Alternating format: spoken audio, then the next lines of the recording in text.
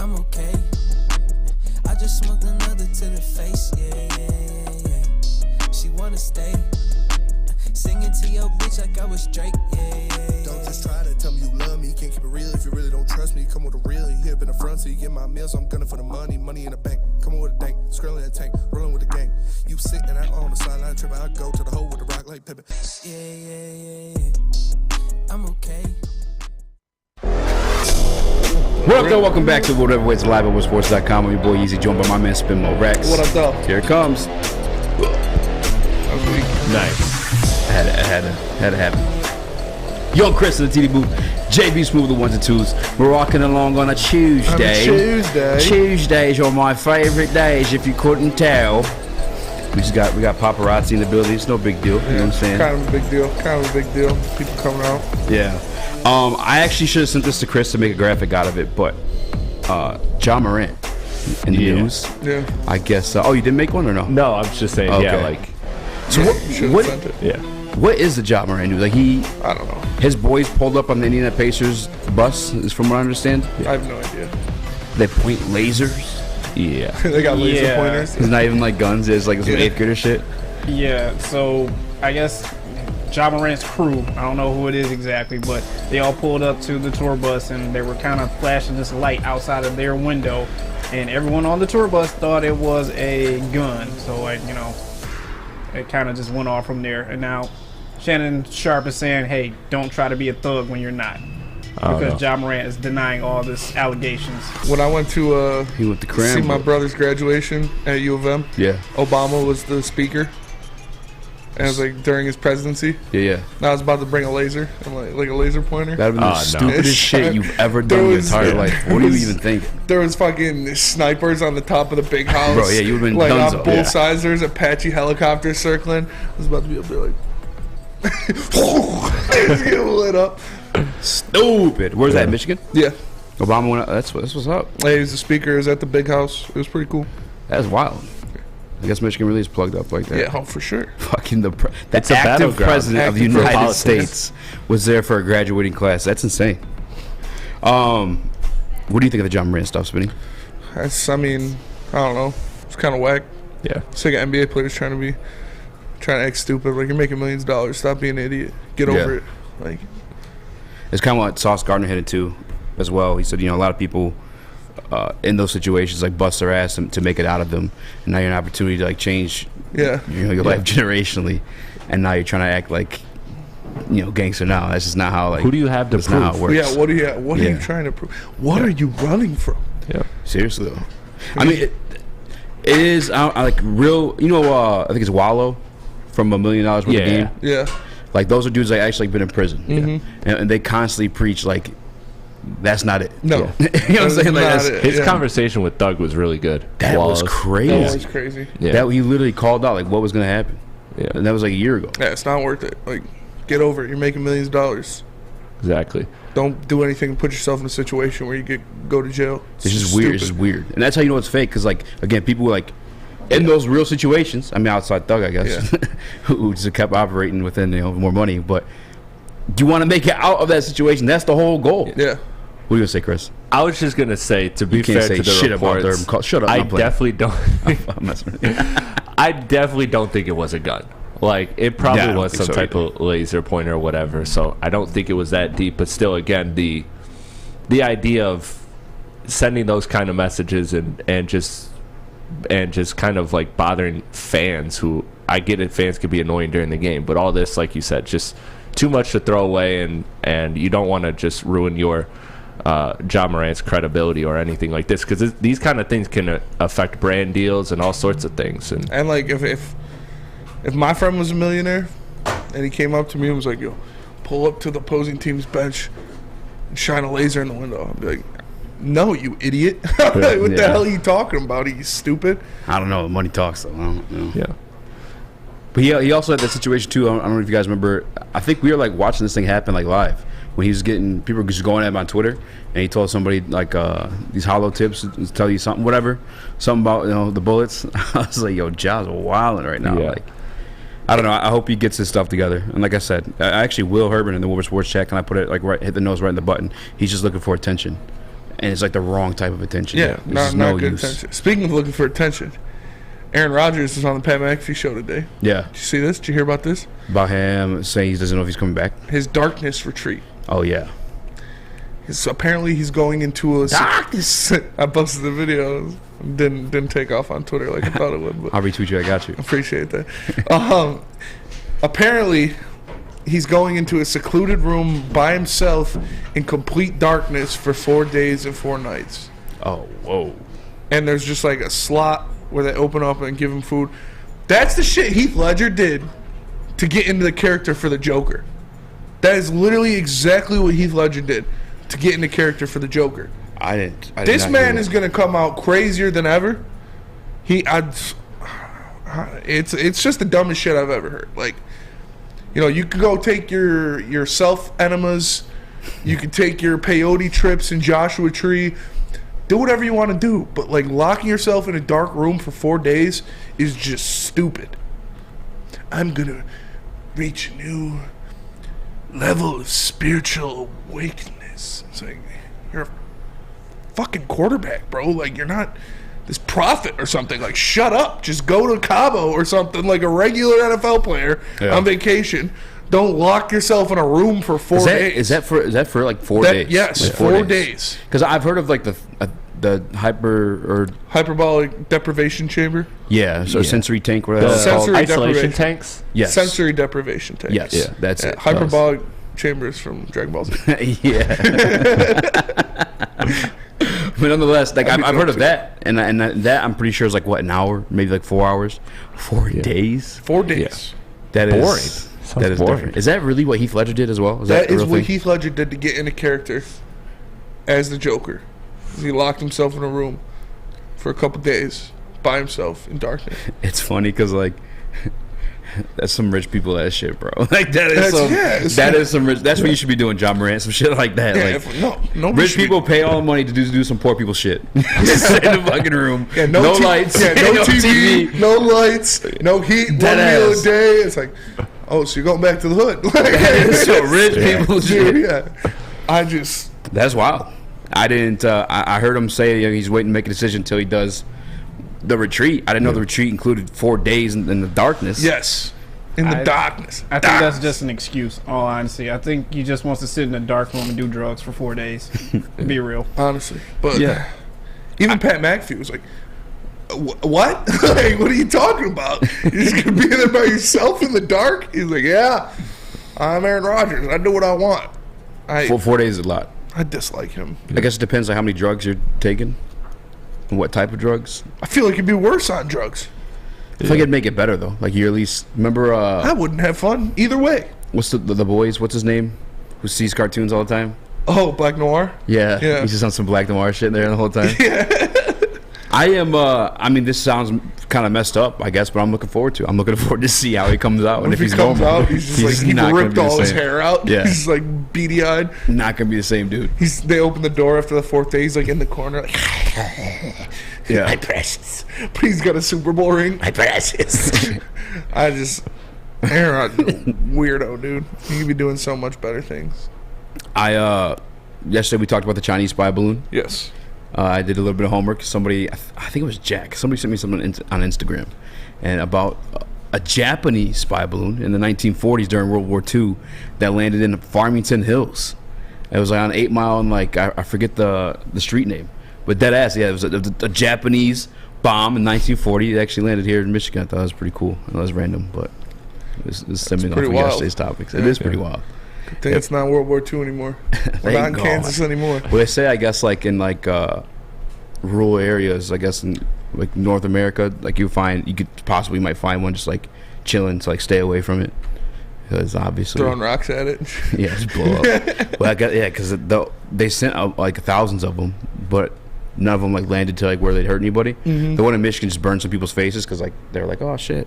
But there's one in Oregon that like, killed like 6 people. Damn. Yeah. That was in World War II? Yep. And then they Imagine that. Just be like, all right, General, send out the balloons. yeah, it's Japan. They're just throwing out random like bomb balloons. Yeah. But America at the time when they found them, you weren't allowed to say anything because they didn't want Japan to know they were like They reached. success. Yeah, exactly. How are they going to... Let me put it on Twitter. Japan balloon landed. Send out the carrier pigeons. Like, that's how it worked back sir, in the we're day. picking up some. I guess they had radio. So we're picking up some radio waves. Yeah, but all the way from freaking Japan. It's hey, there's a bomb in my backyard. The radio waves are from Detroit. 8 Mile and Gill, it was in Farmington Hills, 1945.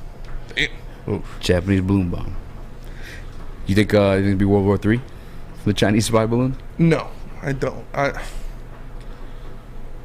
don't want to talk about war. Nah, I don't want to either. I don't like to think of it as like a real thing. We just send over Aaron Rodgers, all tweaked out to make peace. He comes out of the send in Aaron fucking Rodgers, room speaking Chinese. All right, doctor, drop in Rodgers.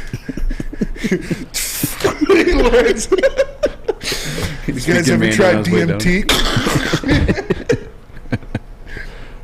It is what it is.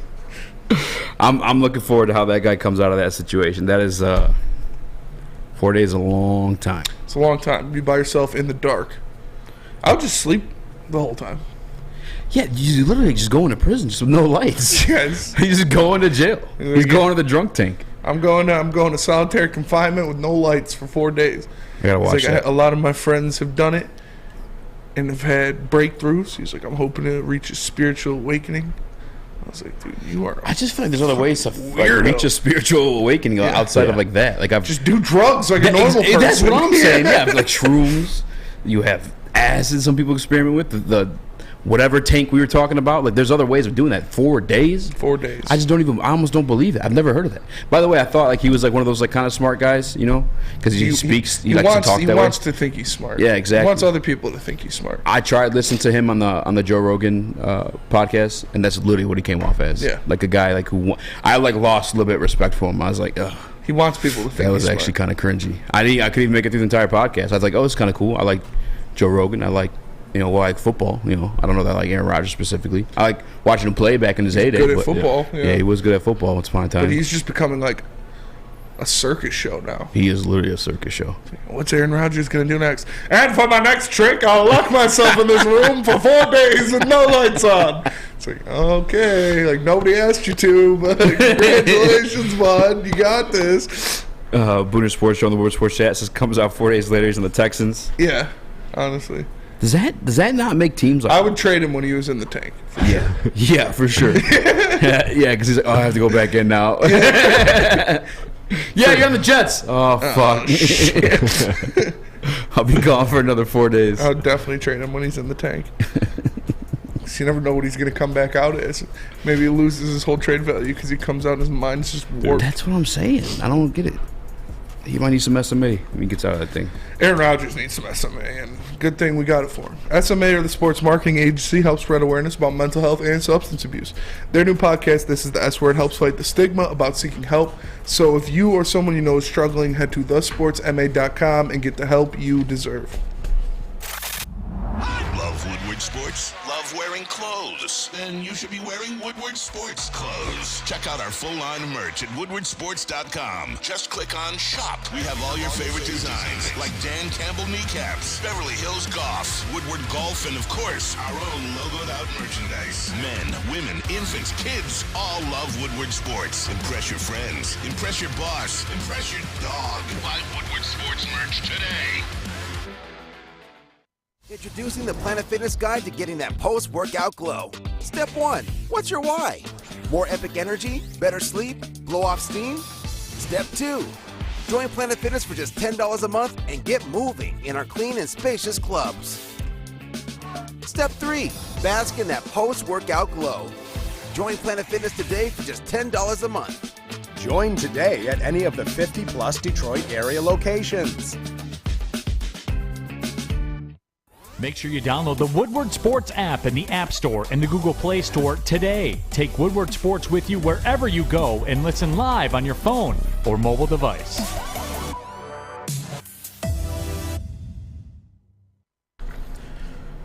Downtown Detroit's all decked out. Return to the Cadillac Lodge in Monroe Street Midway. The Midway's got giant slide, winter bumper cars, and an indoor arcade. Plus, you got drinks before after games at the Lodge. Shop, eat, and play downtown all winter long with DeckedOutDetroit.com. Whoa, who, yeah. What is it good for? Absolutely nothing. Sing it. What up, though? Welcome back to World Heavyweights live over sports.com. I'm your boy Eazy, joined by my man Spin Mo Rex. Got young Chris in the TV booth. JB Smooth, the ones and twos. We're rocking along on a Tuesday. Jared Goff was on the Rich Eisen show. Yes, he was. Oddly enough, I feel like I'd have a little bit of beef with Rich Eisen because that's the show that Brad Holmes went on. I'm just kind of like, yeah, we'll upgrade if it's there.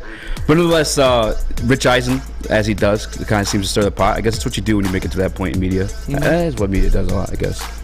But he asked Jared Goff, how does he feel about his future in Detroit? And we got a clip from that right here. Okay. And do you think you can grow old, if you will, in Detroit? Do you think this is your spot, Jared?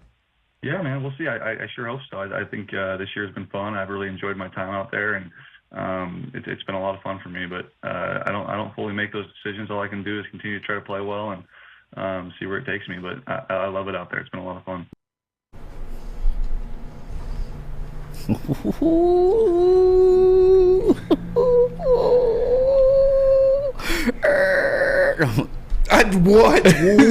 What are you like pulling from this? That is, I don't know. I don't know if there's anything to pull. To be honest with you, there's I guess nothing to pull.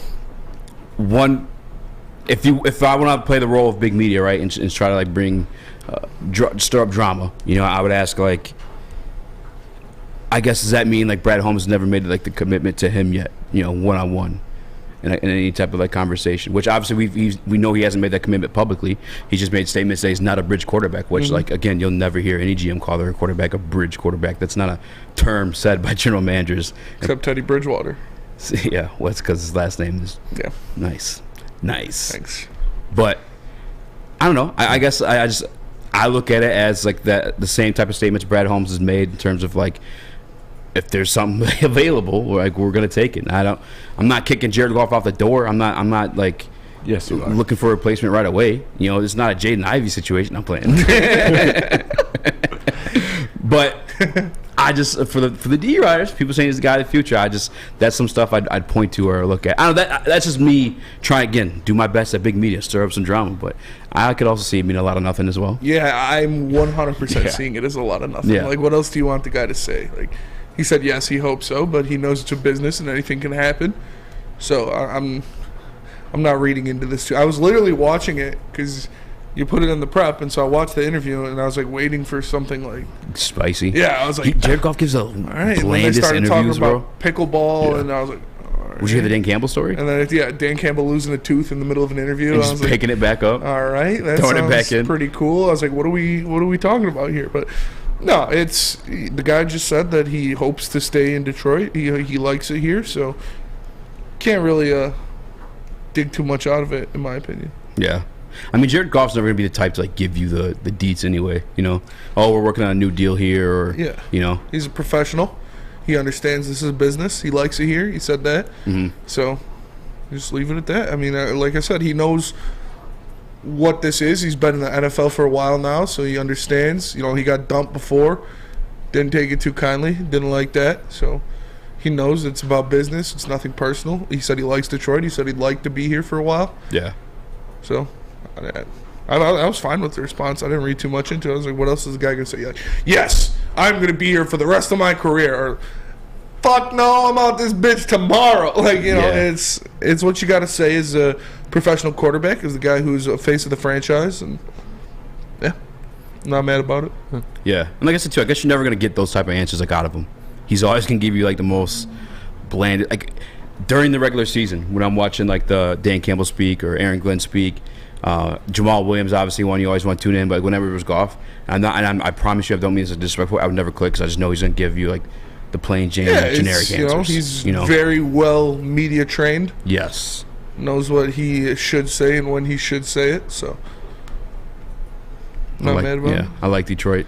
He's like, it's like listening to a hockey player do interviews. Yeah, they're the worst. They're all the same. They all say the same. We're just getting puck deep. The boys were buzzing. Just playing the full 60 minutes, getting after it, getting in the zone. Checking hard, finishing our checks. Playing good defense, buzzing around the net, and hopefully we'll put one back there. Skinner was playing on his head, back there. And we had Shiesty over in the corner. He's playing hard. So, we're just trying to get pucks deep, go after loose pucks, play physical, get that compete level up. That is literally a carbon copy of every single interview with a hockey player of all time. As much as I hate to admit it, I do enjoy Jared Goff off field. I think he's kind of funny, his dry humor. He is, he takes little jabs and stuff. It's funny listening to some of his interviews, but like I said, guy's the consummate professional. He did that prank video with I don't actually know who that was through, but you see that when he walked on to the junior the JUCO team as a walk-on QB. Yeah. And he was just fucking balling. Yeah, that was funny. Dude, I felt so bad the other quarterback that was a starter going. Yeah, he's what are you, the punter or something? Yeah, bro. He was so defeated though. Yeah. Because he was going to outperform him. He's talking this guy's, shit to you. 6'5", throwing the ball 50 yards in the air. Yeah. The original QB was fuck, bro.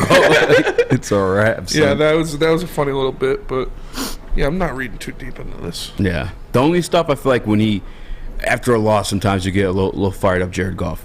But even that, again, admittedly so, you remember the Chicago Bears game, on the road, when I don't know what defender it was, got in Goff's face or whatever, and the Goff was fucking fuck you. Chirping back. Yeah, Penny had to go and grab him up. Yeah, dude, no, in the heat of battle, in a game, I'm sure he gets the blood boiling. That's the competitor in him. That's the competitor in any professional athlete. Not everybody's Barry Sanders, where you don't say a word, you do your job, you hand the ball to the ref, and you run back on the sideline. That's crazy to me. 'Cause I used to talk shit. That was high school stuff. This is professional. I would chirp kids. I would get heated, And so it's good to see that side of him. You're right. When you see him out on the field and you do see him getting a little chirpy, I like seeing that. I like seeing him get angry with some people because it's football, man. It's an aggressive sport. Everybody's talking shit, and you like to see him stand up for himself, stand up for his teammates. But outside of heated moments in games, he's a very professional guy, very, very well media trained, like I said. So I never expect too much controversy from a Jared Goff interview. Yeah, I'm trying to think too on the field, which I like. I don't need my quarterback going out there and staying in a dark room for 4 days. Yes, yeah, exactly, bro. I don't want Aaron Rodgers off the field. I'd much rather have Jared Goff off the field where he's... He honestly, he's up for the Walter Payton Man of the Year award, too. Yeah, he seems like a really nice guy. Seems like a good guy. All his teammates like him. Yeah. He's very good in the media. He's not Aaron Rodgers, smoking peyote, giving himself an enema, going on a 4-day deprivation trip in the middle of nowhere. Yeah. He's just handling his business, doing what he has to do, saying the right thing in the media, and you can't ask for more than that. The guy's a professional. Yeah, I gotta say I definitely respect that about him, especially in a scenario if they were to usher a young quarterback behind him. Is I swear to you guys, that is almost the perfect quarterback to learn under. I feel just because he knows how to play the game. Yeah, you know what I'm saying? In a way, and I don't want to call it I guess a cerebral way, but he just does. He makes the right choices. Yes. And Patrick Mahomes actually kind of into that when he spoke about Alex Smith. And he's I felt sitting behind Alex Smith, I learned to slow down a little bit and progress through certain things. We're obviously Patrick Mahomes, skill set wise, can just fucking do whatever he wanted to. But because he learned behind of the kind of plain Jane, boring style of quarterback. Oh yeah. He learned that sometimes you gotta do things the right way. And Patrick Mahomes can't really talk shit because he sounds like Kermit. That's true. Yeah. That is the weirdest shit. That is one of the weirdest voices. It's so funny. I just I guess I'm used to it now. Maybe. I'm here. Have you seen the video where he's yeah. I'm here. I'm here. I'm here. Yeah. It's crazy, and he's got a super annoying wife and brother. So they kind of. I feel like he channels all his ratchet energy into them. His wife did that. He transfers it to them. I just spit everywhere. But he transfers all his ratchet energy into them, so he can just be a consummate professional.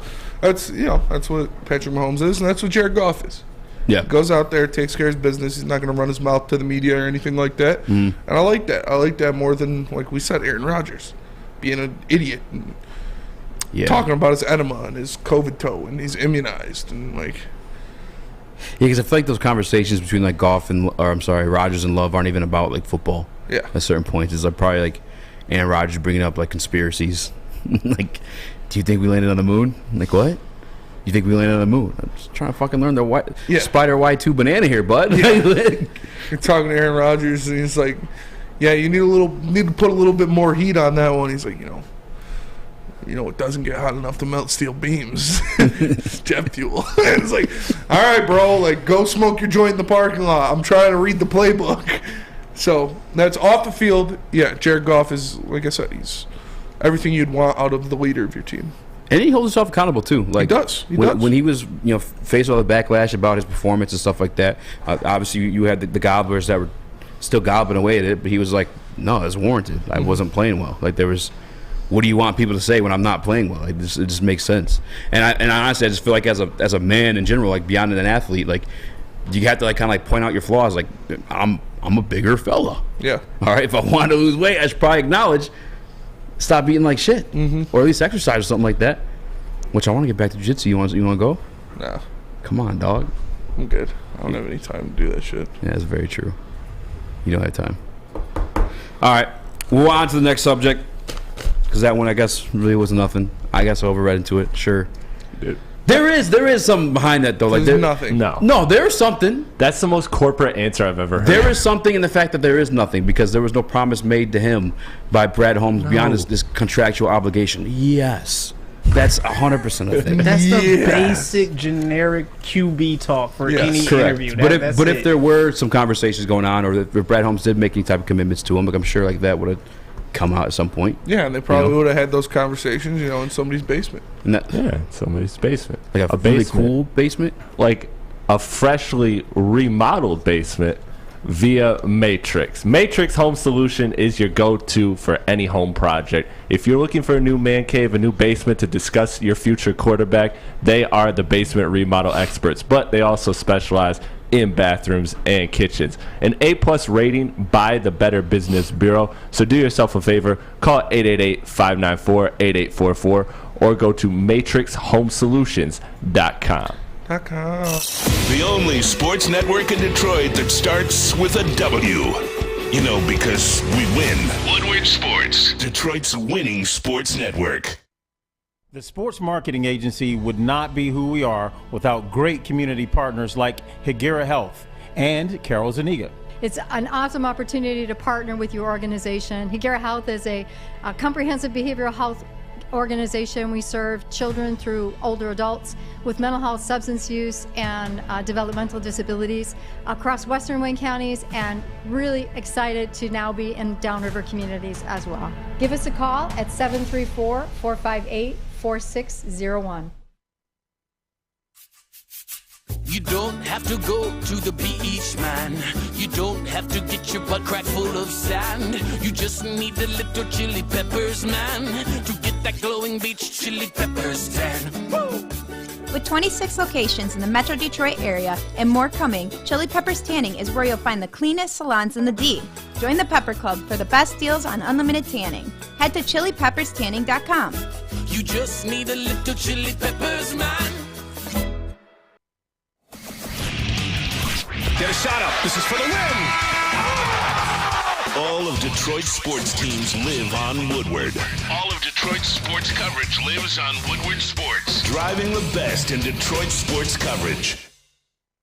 What up, though? Welcome back to the Woodward Heavyweights live on WoodwardSports.com. I'm your boy Eazy, joined by my man Spinball Rex. We got your Christian TV with JB's Cool the Ones and Twos. And we're joined by our social media manager, the newest rugrat of Woodward Sports. That is good, Woodward. My guy Lukas Klotz. Hola, hola, hola. You pulling up your information there? Got everything dialed in for you. If you guys are wondering why Lukas is joining the show today, it's because Lukas doesn't do anything for a job. Social media, you kind of just post stuff, right? You got a lot of time on your hands. Not playing, I'm messing around.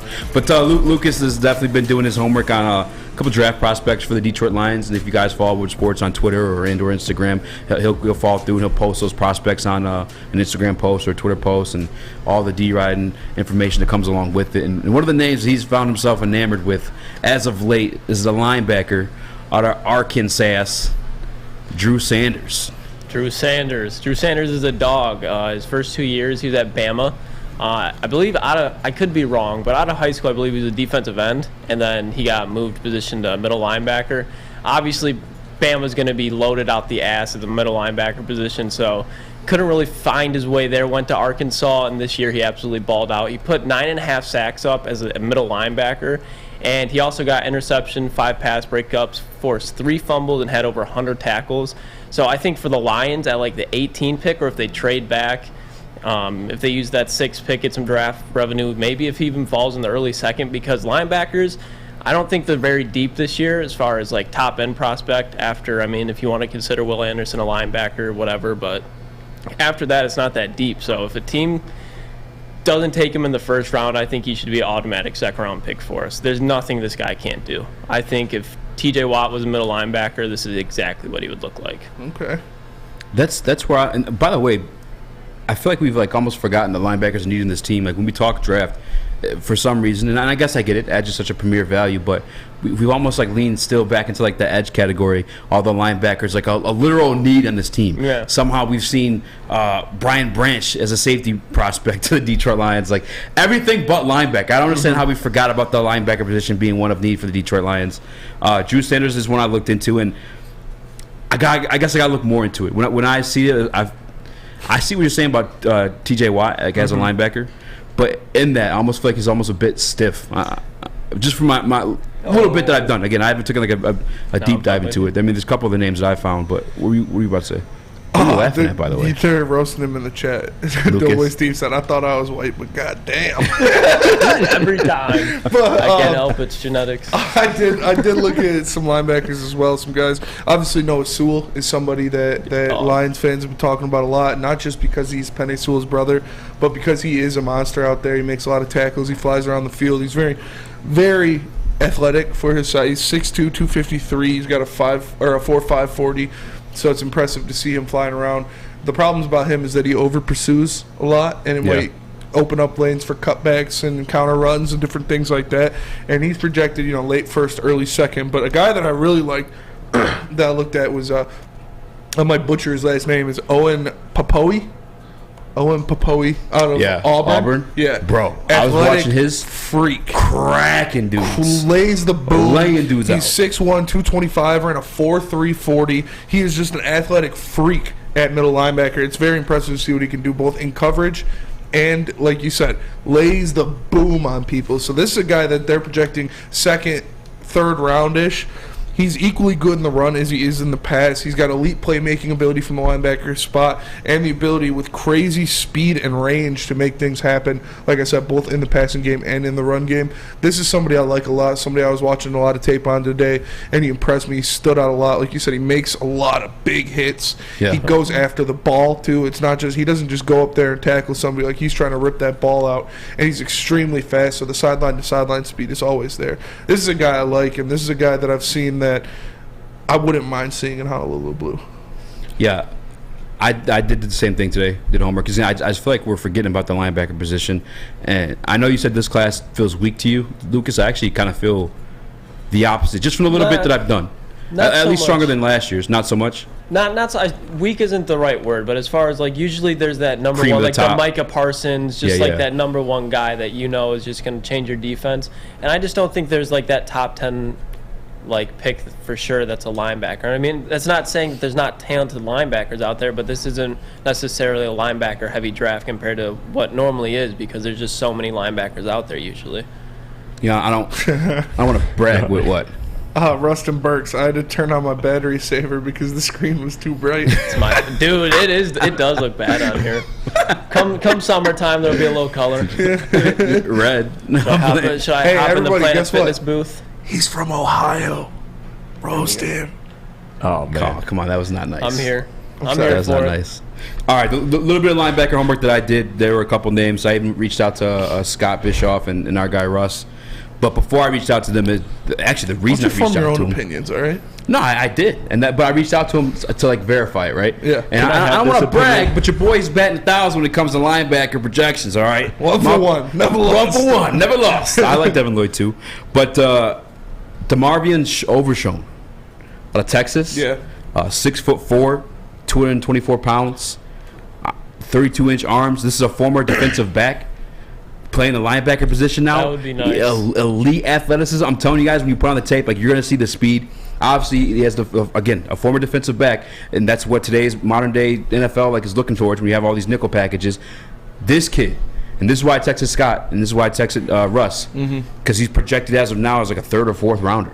But I'm watching the tape on this guy, and I'm like, how? Yeah. He's got the speed. He's 6'4". The knock on Malcolm was he had everything but the size. Yeah. This kid's got everything. He's not laying the boom, but he's a sure tackler where he's just wrapping up the legs. And again, I just can't get over the size and the fact that he did play defensive backfield. If I have a guy that could play essentially everything that I loved about Kyle Hamilton at the linebacker spot, or roaming around. Hybrid. Yeah, that hybrid type. That kid. I don't know. Russ. I'll tell you exactly what Russ said when I asked about him. He said something about his tackling, and Scott Bischoff said, "Shut up, stop texting me, you fat bit." No, I'm just kidding. This is what Russ had to say about the Marvin Overshown. That's a wild name, by the way. That's a dope name. It is a dope name, but I suggest he change it when he comes here just so it's easier on me. That'd be nice. Listed at 6'4", but lacks the same muscle and mass as other players his size. Missed quite a few tackles and shedding blocks. Isn't his strong suit. I think his testing will be huge for him. He's probably 3rd or 4th round. But Russ's favorites, if you guys want to update on his linebackers that he loves, was Trenton Simpson, obviously, the guy at Clemson. He's clearly going to be a top 15 pick. Yeah.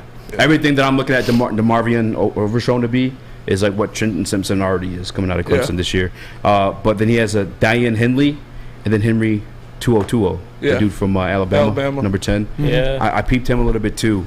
I guess when I saw 2020, and I don't know if I'm saying that name correctly or not, but I saw the raw athletic traits, but I don't know if I trust him in coverage and stuff. Alabama defenders are kind of sketchy to me just because I feel like they're more of a collective. You know what I'm saying? Although this year they weren't even really that great. They weren't that great. No, they didn't have everything.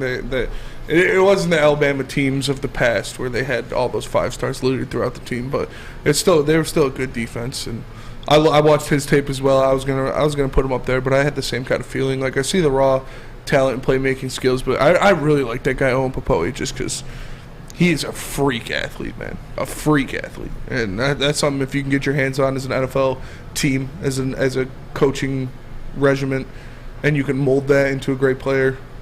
Something I would like to see. Yeah, I guess I was looking at the docs on him that I wrote down as good things. Put quick feet, smart, good with his hands, but the other thing was the undersized and. But when he gets there, he's bringing the hammer. Yeah. He's just senior. He's a little bit older than the other guys. There's another kid, too, Jack Campbell, out of Iowa. Call him Captain Jack. He's 6'5". Yeah. You guys know what I'm talking about? Yeah. Dude, I was watching him at pass coverage because he doesn't look like overly. Yeah, he's wide. High motor. Yeah, high motor. He doesn't look like overly athletic. Good locker room guy. But he's 6'5". So when he's in pass coverage, he just makes these plays. Yeah. That I'm saying normal dudes don't. And they obviously got DeMarion Overshown, who again. Around the same damn size, 6'4". I feel like he just as athletic. I mean, these are later round guys. If you're not looking at Trenton Simpson in the first round, more white jokes. No, dude, they're just ruthless. Is it worse? King Horace, yeah, he said Lucas's mom is popular in Toledo because she had all her front teeth. Oh my god, that's not the one I would have read out loud. I've never been to Toledo. You don't want to go. No, there's nothing attractive about it. Is there a lot of toothless people in Toledo? Really?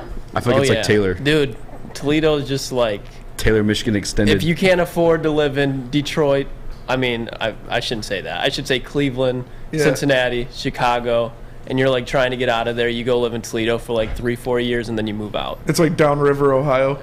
It's just. Have you ever been downriver? No. Yeah, sounds like it's downriver Ohio. Yeah, downriver's a little bit like that too. What do you go to Toledo for? I don't go to Ohio for anything except for Cedar There's Point. literally nothing to go to Ohio. I got to be honest with you guys. I said this on the air before, too. I had a good time in Cleveland. I'm not going to lie. Yeah, no, I've heard it's a good city, but who wants to go to Cleveland on vacation? Said, there's a Sixers koozie. There's a Sixers koozie on my pale ale. That's a good one. What? There's a Sixers koozie on my pale ale.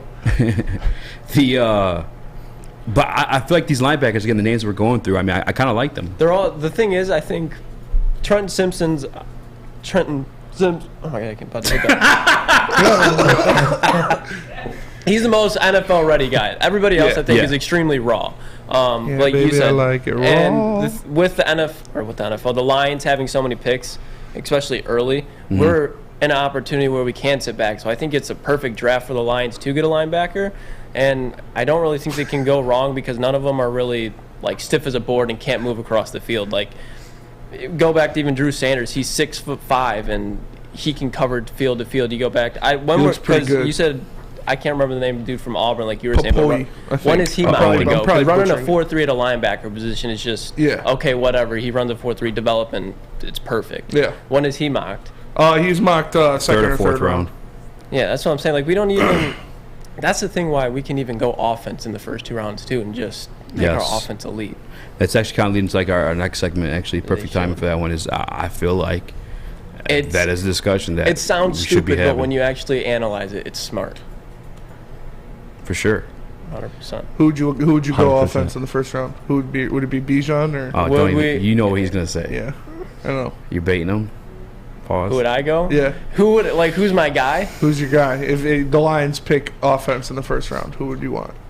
I would trade back all the way to like pick 32, and we're rocking with Clayton Tune, quarterback out of Houston. Dude, at pick 32? Yeah, he told me that today that he wanted Clayton Tune in the second round. I was like, you can get him in the 5th round. Why you make him say that on there? That's embarrassing. You're embarrassing. I'm rolling with I thought he was going to say Quentin Johnson. Yeah, that's what I thought he was going to say too. He said Quentin Johnson at 6 the other day. In reality, I was trying to get a little troll going there. Yeah. Okay. I think Quentin Johnston at pick 18, it gives you just that trio of wide receivers where you can go, all right, because we've already seen that Amon got hurt. Amon's a very durable wide receiver, but you can't avoid some injuries when they happen. So if we have Amon or Jameson go down, we still have a duo, and when they're healthy, we can arguably have the best wide receiver trio. They're all going to be cheap, so if one leaves, that's fine. That honestly works out in the long run because now you have a duo you can re-sign. Goff has more weapons, and you still have 3 picks in the first 2 rounds to spend on defense. I don't mind it, and Lukas came in with a fresh cut today, and you know where he got it. It's obviously Lady Jane's. He's wearing a hat. Because you can come into Lady Jane's for. He's still got a fresh cut. I noticed it. Did I not? I asked him. I was like, "You get a fresh cut today?" He's like, "Yeah, I got it lined up." And it was at Lady Jane's. I had him bleach my skin. Because you can come into Lady Jane's for an award-winning haircut experience and register for a once-in-a-lifetime opportunity to win a down payment on your dream home up to $200,000. Lady Jane's is open 7 days a week. Walk in anytime, no appointment necessary. Because at Lady Jane's, it's wicked awesome. Woodward Sports loves sports, and we also love to party. Join us for the big super party. Wait, we can't say super. We really can't say. Come join us at our super party on Sunday, February 12th, from the only place that can handle a Woodward Sports super party. Well, our super party will be at Flight Club on Michigan Avenue in Inkster. Join us for a live pregame show and watch party with the crew. Enjoy a halftime buffet, DJs, the Woodward Sports family, and more entertainment. You don't want to miss the big game with Woodward Sports. Get there early. This event will reach capacity. Come celebrate the Lions season. Enjoy the final game of the year in style. See you Super Sunday at Flight Club. At least the party will be uncensored. And the Eagles are so much better than the Eagles. Hi, I'm John from Better Rate Mortgage, and to me, family is more than blood. That's why I have the biggest family in Metro Detroit. If you're looking to buy a house or refinance and need a loan, come get treated better than family by me and our entire team here at Better Rate Mortgage. We pride ourselves on giving you better advice, better service, and a better loan experience. That's why we are Better Rate. If you're looking for a new mortgage, come get treated like family. Actually, better with Better Rate Mortgage. Visit us at mybetterrate.com or call at 248-480-4467 today. We don't like to brag that we are the toughest sports network in Detroit, but we do have a guy named Darren McCarty on our side. Lemieux and McCarty, who've had a good knockdown drag up. There they go, right on the whistle. They were talking to one another. Woodward Sports. Are you disgustingly overweight and out of shape like I am? Don't you be might fat. need help from Custom Health Centers. Our very own Ryan Ermanni enlisted help, and he went from Corey Spaghetti to Corey Maggette. But in all seriousness, Ryan did enlist the help of Custom Health Centers and is down upwards of 20 pounds thanks to their plan. You can do the same thing. Just call them at 844-789-8446. That's 844-789-8446, and let Custom Health Centers help you lose some weight. What up, though? Welcome back to the Woodward Heavyweights live on Oversports.com. I'm your boy Eazy, joined by my man Spitting Rex. What up, though? We got young Chris in the TD booth, JP's moving the 1s and 2s, and we got Lukas, the transparent wonder, in the building with us. If you guys haven't already, please make sure you hit the like button. Support the boys.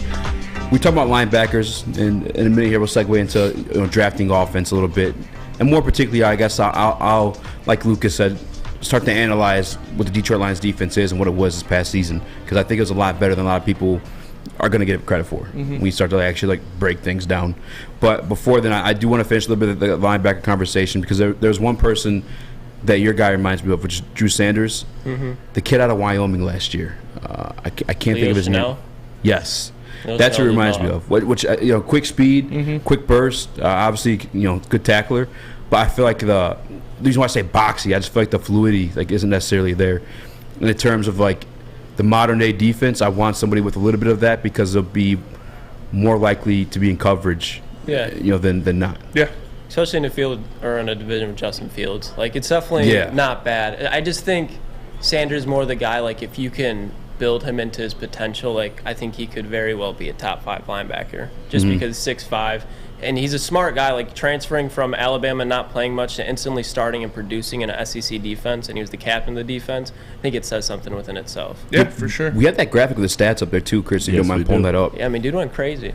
Look at this. This is junior year at Arkansas, especially. At the linebacker spot. Again, former edge rusher, but 9 sacks this year. Yeah. 13 and a half tackles for loss, and then 103 total tackles. That's pretty damn good, on top of 5 deflected passes. Pretty damn good. And 3 forced fumbles. And an interception. And a fumble recovery. Yeah. The numbers, and that's SEC. He lays the wood. Hey, yo. Hey, yo. He lays the wood. And that's not you're formerly part of Alabama, but that's not an Alabama defense he's a part of putting up those numbers. Dude was balling. I can't deny that. But what, you want to read another comment? Bobo44 done milking, which is just a wild name.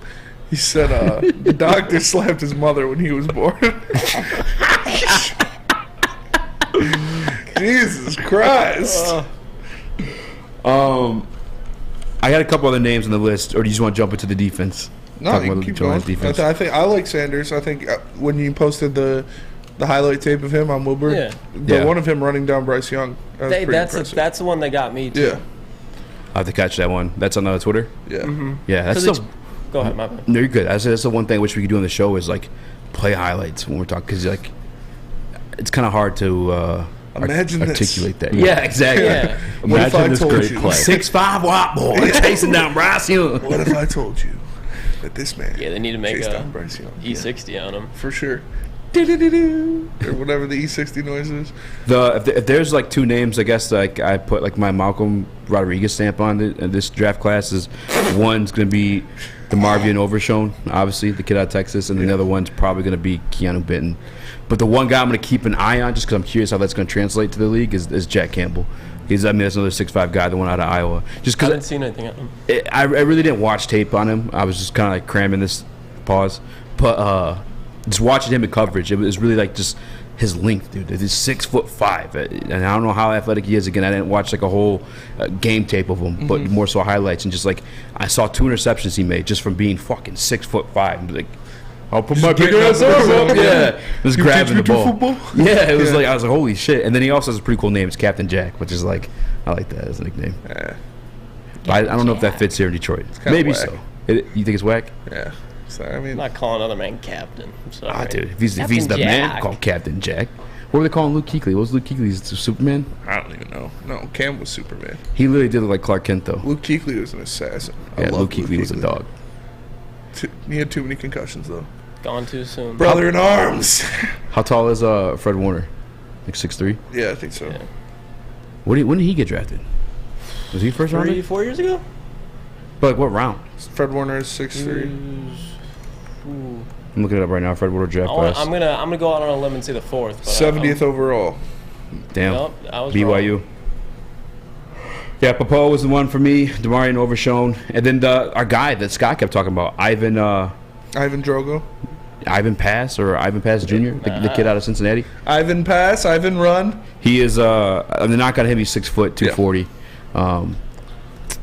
Speed's there, not a lot of hand work, and obviously goes to Cincinnati, so you haven't seen him against. That's the same. Owen Popo is only 6'1". Yeah. 6'1", 225.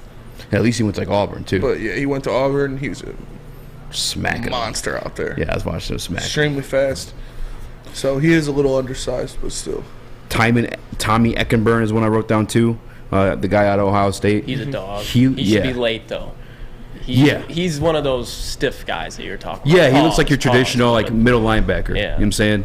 Mm-hmm. The guys that excite me are the ones that like work in pass coverage, and that's why I finally conceded to your debate about Tremaine. Edmonds. Yeah, actually, because don't be like super biased. Be honest with me. Would you rather have one of these prospects we discussed, or would you rather pay Tremaine Edmonds? I'd rather pay Tremaine Edmonds. I think right now he's better than any of the prospects that we've talked about can be. Better than they'll ever reach? Yes. I mean, you're entitled to your own opinion. I think he's going to be a top 5 linebacker in the NFL next year. I mean, I think we said it. I said it one to get a rise out of you, but I think there's a lot of truthness to the Sanders and Edmonds conversation. I don't think so.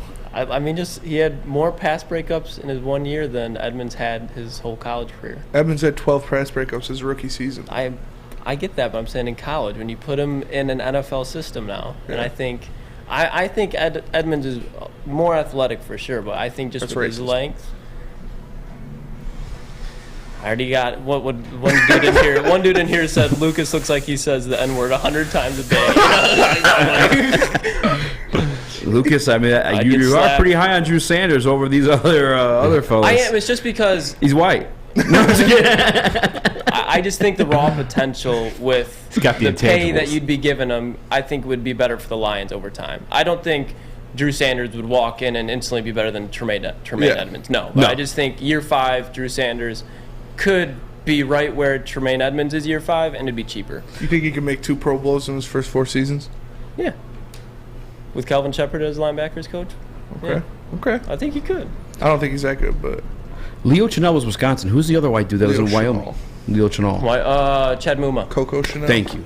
Chad Muma. I wanted Chad Muma really bad in like the second. I didn't give a fuck. The same thing. I like Chad Muma better than Chanel, but like Chanel, everyone was like kind of high on. But I was like, same kind of thing. Stiff as a board, as Connor would say, and that's kind of disrespectful. I get it. The professional athletes are going to be. I don't know, bro. Chad Muma was kind of.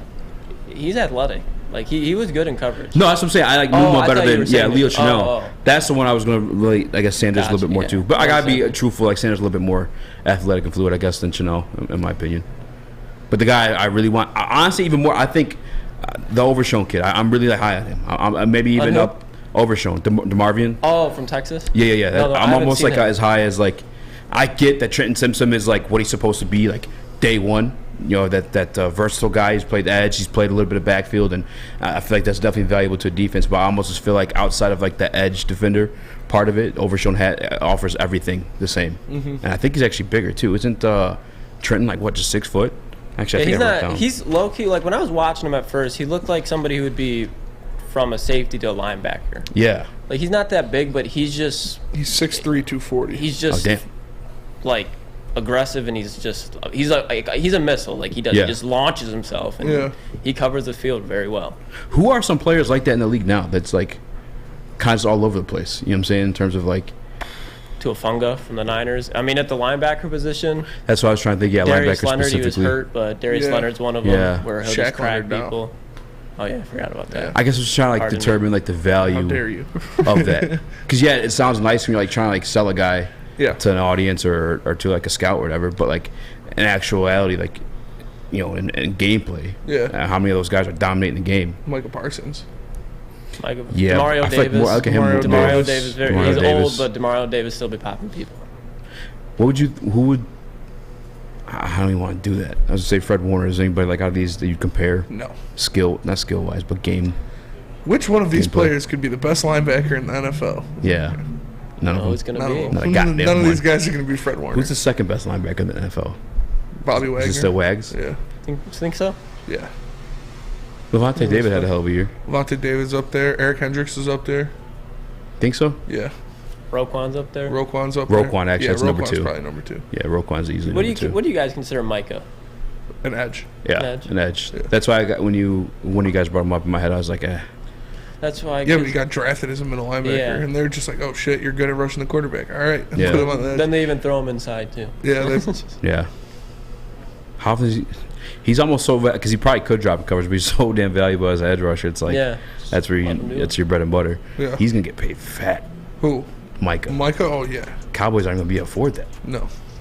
And they have CD. Especially got Dak. That's what the Lions are waiting for. Micah? Yeah. I'd throw a bag at Micah. I'd throw a bag all at Micah day too. without hesitation. Is it commercial break already? It is. Damn. All right. Tell us about Guardian Alarm Spin. I will. Because Guardian Alarm, it's New Year, so let Guardian Alarm offer you customized solutions from real experts.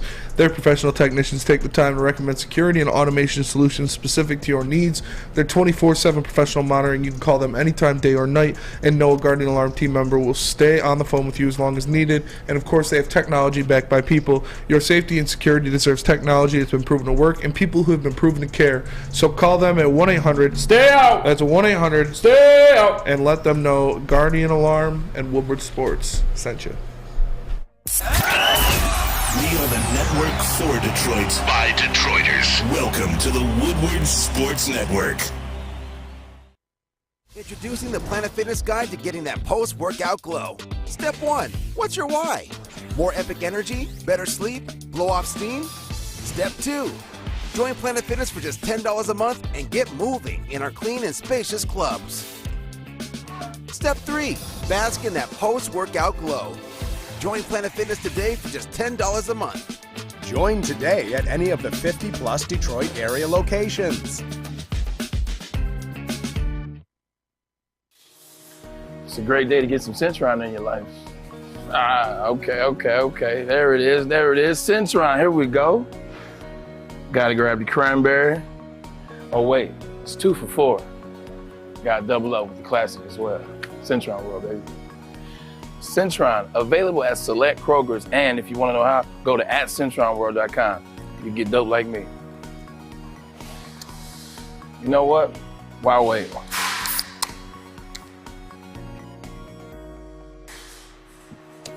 Great taste, guaranteed.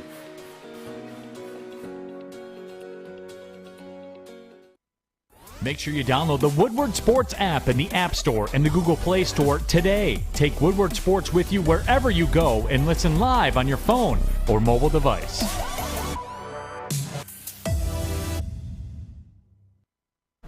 The Monroe Street Midway has swapped out roller skating, basketball, and mini golf for a giant Arctic slide, winter bumper cars, and indoor arcade and puck putt. With free entry to the site, you can enjoy a variety of new activities aimed at creating exceptional winter experiences for everyone. Get to the Midway this winter to enjoy tasty treats and make magical memories during the most wonderful time of the year. Those tasty treats include, but are not limited to, burgers, pierogi, homemade chili, chicken sandwiches, mac and cheese bites, plus gluten-free and vegan goodies, so everyone has something to eat. And coming soon, the Woodward Sports Winter Olympics. You'll be able to compete against Darren McCarty, Braylon Edwards, Adam Beydoun, Ryan Ermanni, Jeff Iafredi, the heavyweights, and all of the Woodward Sports family in Monroe Street Midway games. So make sure you go downtown and check out the Monroe Street Midway presented by Bedrock Detroit. What up, though? Welcome back to the Woodward Heavyweights live on WoodwardSports.com. I'm your boy Eazy, joined by my man Spinmo Rats. What up, though? Got young Chris and TD Booth, JB Smooth, the 1-2, the translucent wonder Lukas joining us as well. A couple segments ago, before we went to break, I teased that I don't necessarily think the Detroit Lions need to go defense. I think the 2022 defense is a lot better than people actually want to give them credit for. And obviously, things didn't start that way. A lot better? A lot better than what people give them credit for. Because you look at the end of the season numbers. Yeah, they're ranked, 28th, I think they finished? Mm-hmm. Which, if you want to think, like, statistically, how well you have to play to make that jump from being historically bad, not just 32nd, historically bad, they were on pace to be. To make a jump from that to 28th is pretty damn good. That means you're playing some pretty damn good defense. And I want to point to something, I guess, when you look at the wins for the Detroit Lions, when they started that win streak, that 8-2 streak, let's start with the Green Bay Packers. And honestly, you could actually extend this to all 9 wins. What's more in common in those 9 wins, more than a fabulous Jared Goff performance, more than even a Jared Goff touchdowns? There's games where Jared Goff didn't throw touchdowns, they won. Is a defense creating turnovers consistently. I think I wrote it down somewhere on one of these pieces of paper. I had it like game by game. Green Bay, when the streak started, You had the 3 picks against Aaron Rodgers, Aiden Hutchinson, Kirby twice. And I think somebody might have fumbled there too. I don't remember specifically. The win after that, though, you had the pick 6 that arguably turned around the season for the Detroit Lions with Jeff Okudah. The win after that, New York. I think they picked off Danny Dimes 2 times in that game. And to be honest, I don't think Jared Goff threw a single touchdown in that game. Had like 165 yards passing. Game after that, the forced fumble against Jacksonville. Game after that, the Minnesota fumble in the red zone by Dalvin Cook. The game after that, interception by Jerry Jacobs against the Jets. And then Aiden's interception against Chicago. And you go to Kirby's interception again against Green Bay to finish off the season. More than any other thing in those wins is the defense causing turnovers, and not to mention where they stepped up in that run defense too. I don't think defense is as much of a need per se as it's being like made out to be. I do. I still think they need playmakers on that defense. I still think they need 2 cornerbacks back there. I think they need another addition to that defensive line and a linebacker. I think not needs is what I meant. What? So they don't need anything? I'm talking about in terms of like a need. Like I feel like they need you a would cornerback. want it. They need a cornerback. Actually, with Amari leaving, need a cornerback. with Amari leaving, you definitely need a quarterback. Amari didn't even play. Like that doesn't even factor. Even if you're still here, you still need a cornerback. I think you still need an interior defensive lineman. A healthy Jeff and Jerry did a damn good job for the most part, though. Yeah. And again, I'm going off like the actual, like, I'm not pulling, this aren't shit I'm pulling on my ass. This is like the defense played well. Again, they made that jump from 32 to 28. Now, corner, I definitely in agreement with you. I think that's something that definitely needs to be addressed. I'm just saying, I don't know that you need to do these adjustments in the first round. Obviously, you would like to have a Gonzalez. You think there's more need on the offense than there is the defense? No, I'm not gonna say like I just don't. I'm gonna back away from the word need. You know what I'm saying? I guess like offense, maybe look at more like luxury pieces. But if you're truly going to move forward with Goff and make an attempt to win a Super Bowl with him, I definitely think our running back is something that needs to be addressed more so for like the long term as well. Just because you have whatever's going on with Jamal this year, we don't know if he's coming back for sure, which I'm pretty sure he's coming back. But what, a 2-year deal, which really means nothing. I don't know that they're re-signing DeAndre Swift. And then you and I have had this discussion all the time. You're a big Todd Gurley fan.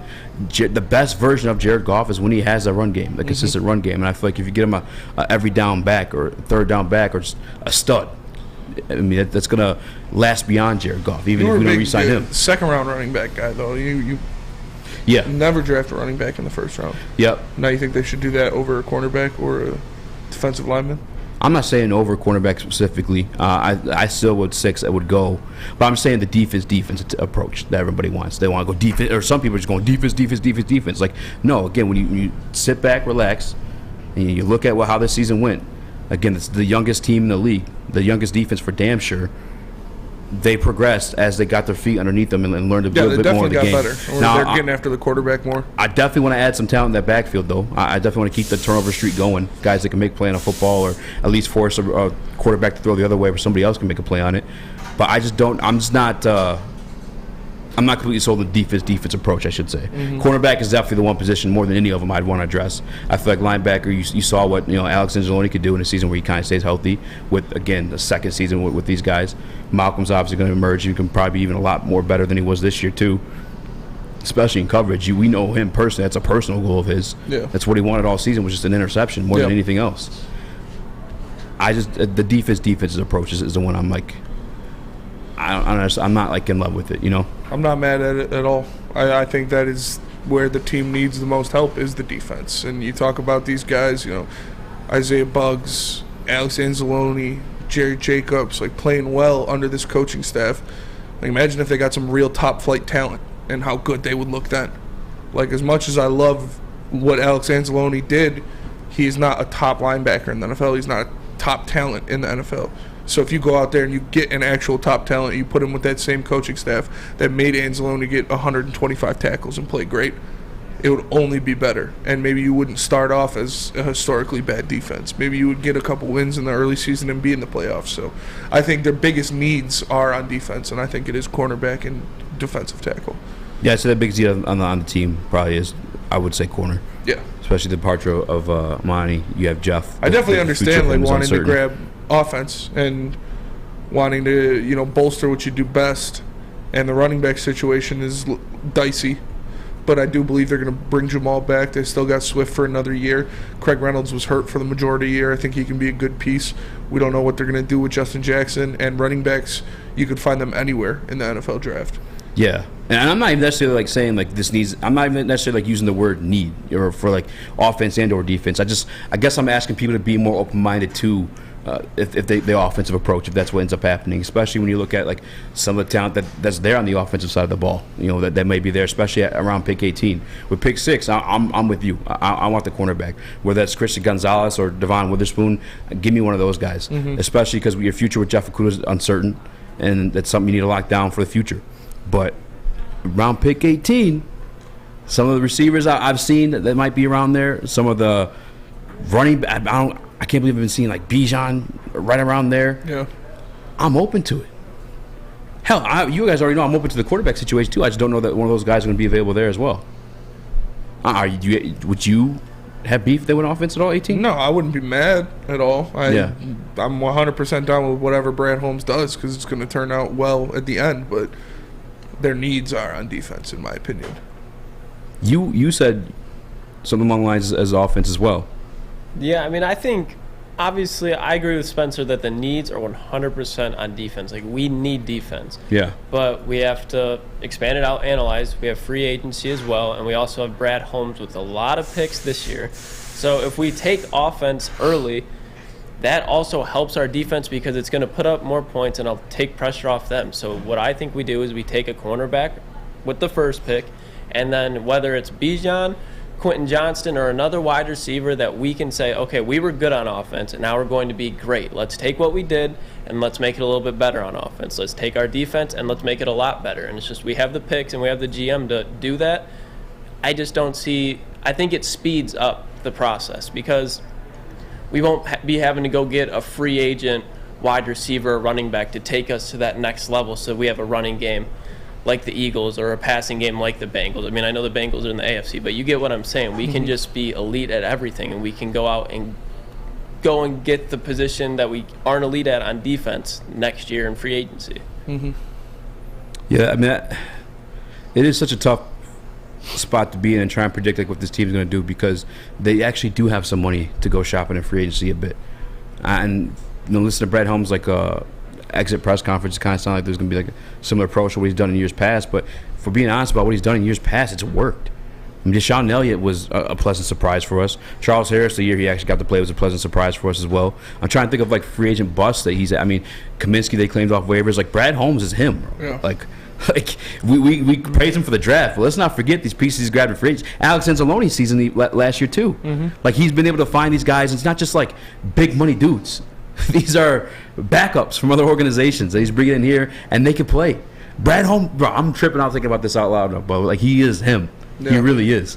But that's the part that Lukas brought up is like some of these defensive positions can be addressed via free agency. I mean, you have one mainly too with Tremaine Edmonds. Yes. That marks down a linebacker spot, but we still would need the corner. And I think the corner actually, I am going to move over my need word over the cornerback position because that is one. Yeah, for sure. Jeff Okudah's future is uncertain. Jeff Okudah's future is uncertain. Jerry Jacobs he's a good surprise for sure. But like I said, wait. You see what this coaching staff and what these guys are doing with guys like that, with these fringe players you think that are making such an impact, like a Kaminsky and a Bugs and an Anzalone and guys that people didn't want that come in here and they have. Imagine if they get some top flight talent in the first round. Imagine if that defense gets the best cornerback on the board and one of the best defensive linemen on the board, like to add to Aiden Hutchinson, who was the best edge rusher in the class, to add to a Kirby Joseph, who was one of the best safeties in the class. Like, I just think you need more talent, period. Yeah, and that's the other part. I guess what I was going to initially make this argument too is like when you look at the later round defensive picks that Brad Holmes made, they've hit. So that's another part too. If they decide to go offense, you look at this guy's resume. Brad Holmes, the name you just mentioned, Kirby Joseph, that's a 3rd rounder. Malcolm Rodriguez, a 6th rounder. James Houston, a 6th rounder. Now I know a lot of people don't feel the same way as I do about Josh Pascal, but I definitely saw a lot of things I liked out of him. I don't think he got a full offseason to work into this defense, and then even when he did get dropped in, it was just dropped in. And he banged up his knee after that. You have other later round picks, Lee McNeil, 3rd round pick. Outside of that, it gets low. I ain't going to put any stamp any flags in those guys as certified hits. But I like Derek Barnes, and hopefully if he becomes something soon. I ain't looking good. Yeah, I wouldn't hold your breath on that. As I say, I don't want to play my flag in that one. But again, if they didn't want to go the offensive approach, I just feel like Brad Holmes has a resume of finding these things, both in free agency and or later in the class. But I hear the music, which means we got to pay some bills. What time is it? 6:10. Yes. Tell us about Big Boy Swing. I will, because comfort food in the D is what makes winter easier, and you can get it from Big Boy. You could try the classic meatloaf or Cajun chicken Alfredo. What about breakfast? Their stuffed potato pancakes are back. They got the Lumberjack, the Santa Fe Garden, or the Blockbuster. Stop by your local Big Boy today and satisfy those taste buds. Woodward Avenue, the first paved road in America. Woodward Sports, the first sports network born in Detroit and made for Detroit. When it comes to making your haircut truly an experience, there's no better place than Lady Jane's Haircuts for Men. Come to any one of our 26 Metro Detroit locations for an award-winning haircut experience and qualify for a chance to win a down payment for your dream home up to $200,000. Our precision haircut and talented stylists will have you looking good, feeling good, and give you a chance to change your life forever. Lady Jane's Haircuts for Men, open 7 days a week. Walk in anytime. It's wicked awesome. What's a winter wonderland if you can't shop, eat, and play? Lucky for you, you can do it all at the Downtown Detroit Markets, Cadillac Lodge, and the new winter version of the Monroe Street Midway, all located just across the street from Campus Martius Park. Find the fun at deckedoutdetroit.com.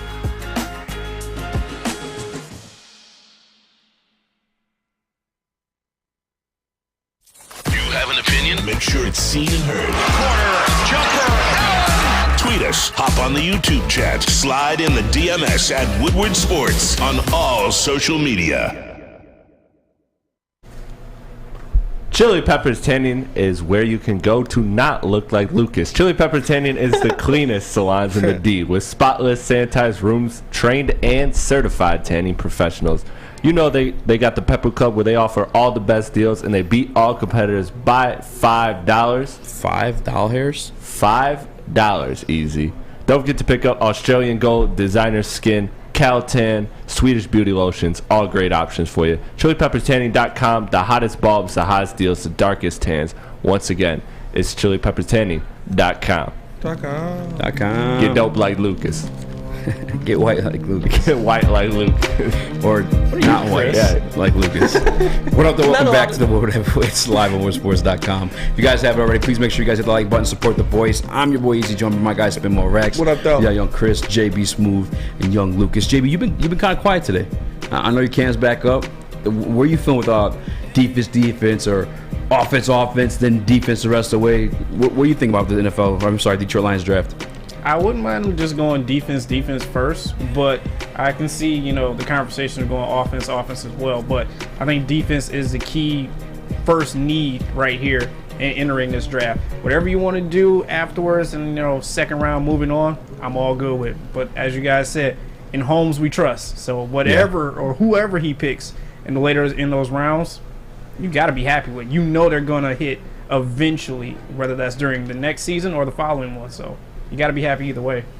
Yeah, that's like what makes it almost like it's definitely fun when the actual draft is here, because in Holmes we do trust. It's like whatever piece we get, I'm gonna visualize them being the best or the best version of them and what they're supposed to be. But like in the lead up to it, I can't really be bitching about like too much, because I just know Holmes is gonna knock it out the park regardless. It kind of makes it not fun. But we do have a mock draft from Mike Miller from ESPN. Did you peep this one yet? I did. He did go defense. Very interesting pick at 18. But with pick number 6, he took Devon Witherspoon. A lot of people CB1 in the draft. Cool. Lucas, you're excited about that. If you send it to me, I can make it a graphic 6 for sure. I don't even have a playmaker, Kirby, Big Ten. Yeah, him and Kirby Can't are go boys. wrong. Yeah. Do you want me to read the reasoning behind it he has? Sure.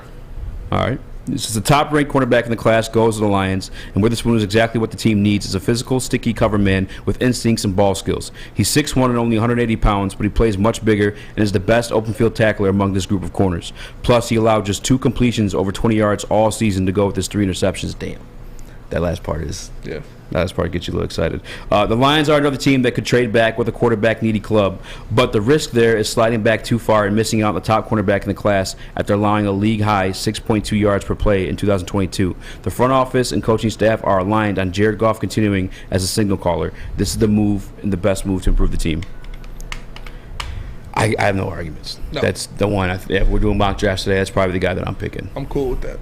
I did ask Spinney this earlier in the week, Lukas, and I kind of ask you too. And you actually played wide receiver at the college level or collegiate level, but the fact of him being 180 pounds, I remember that being a big knock on like Devontae Smith. It's actually a knock on Bryce Young in this year as like the #1 prospect.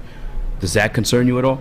I mean, I think at any position being underweight in the NFL, you have to be worried because there's going to be guys that you're going up against that are going to be bigger than they're supposed to be. But when you have a prospect like Witherspoon, he plays a lot bigger than his size. He's very physical, and like we touched on, he has very, very good ball skills, so he knows how to move in the air without creating contact for himself and dishing contact for the other team. But like I said, he's in the NFL. He's going to put size on naturally, so I'm not that worried. It's not like where you're looking at him and you're like, oh my God, he's a toothpick. I think Emmanuel Forbes, who I really like, is somebody's size who you'd have to be worried about. Yeah, but even then though, he's what, like 6'3", 6'4"? Yeah, he's just so skinny though. Yeah, he might be a little bit lighter than I think Witherspoon. when you get into the NFL, you know, you're going to get on a nutrition plan. You're going to get in the training room of an NFL team. You're going to put on some weight. So. Yeah, I mean, the kid's only 22 years old. Yeah. JB, I know I asked Spinney about the weight stuff, but are you concerned with Devon Witherspoon's weight? No, not really. I mean, I think I'm more concerned that we're taking him so high at 6 when I was honestly high on Christian Gonzalez a little bit more, but that's just me. Yeah, you're actually the big Christian Gonzalez guy in the room. Yeah. More than any of us. You got beef with Witherspoon over Gonzalez? Not really. I mean, I'm good with either of them. I prefer Gonzalez. I think you can get him later, but what is the reasoning bro, for Gonzalez over Witherspoon for you? He's bigger. He's longer. I think he has better ball skills, and that's what impressed me the most. Yeah. And then, because he's also playing in a little bit more of a pass-happy conference as well. Yeah. Like, don't get me wrong. Like, Witherspoon's numbers are impressive, but like it's the Big Ten. It's like the 4 yards in a cloud of dust. Michigan and Iowa and Wisconsin, they're not really airing the ball out as much as teams in the Pac-12 are. I guess did they play Ohio State this year? Illinois, I'm not sure. Pretty sure. That's a game I have to watch. See what Witherspoon did. Yeah, those are his 2 20-yard completions against for both in Ohio State. Oh man, would that concern you? No, I mean, not really. That's not like really. you know, it's a dog ass receivers. Yeah. All right. I'm not beefing with Witherspoon at 6. That's the guy I probably would take too. But at 18, I got some beef. I don't even fucking know who this guy is. I'm sorry for dropping the F-bomb, but Lukas Van Ness, defensive end out of Iowa. Spelled right though. Yeah, he did spell it right. Are you familiar with this kid? No. Are you familiar with this kid? I am. Mid. It's just like he's literally just a copy and clone of George Karlaftis, in my opinion. Like, he has a high floor and a low ceiling. It's nothing to get excited about. Like, if we took him, I would be pissed that we didn't trade back and get something later. Bro, he doesn't even look like. I mean, like, he's powerful coming off that. He doesn't have 6'5", blazing 270, had speed. 6.5 sacks in 2022. They said shades of Trey Hendrickson in his game. Yeah, it's just. It's literally, man. Yeah. Like, it's nothing. Yeah, like why? All right, actually, you want me to read you why? Why? He's why? No, I'm just kidding. I'm joking. It says, after selecting the best cornerback in the draft at number 6, Devon Witherspoon, the Lions are back on the clock and looking to double down on defense.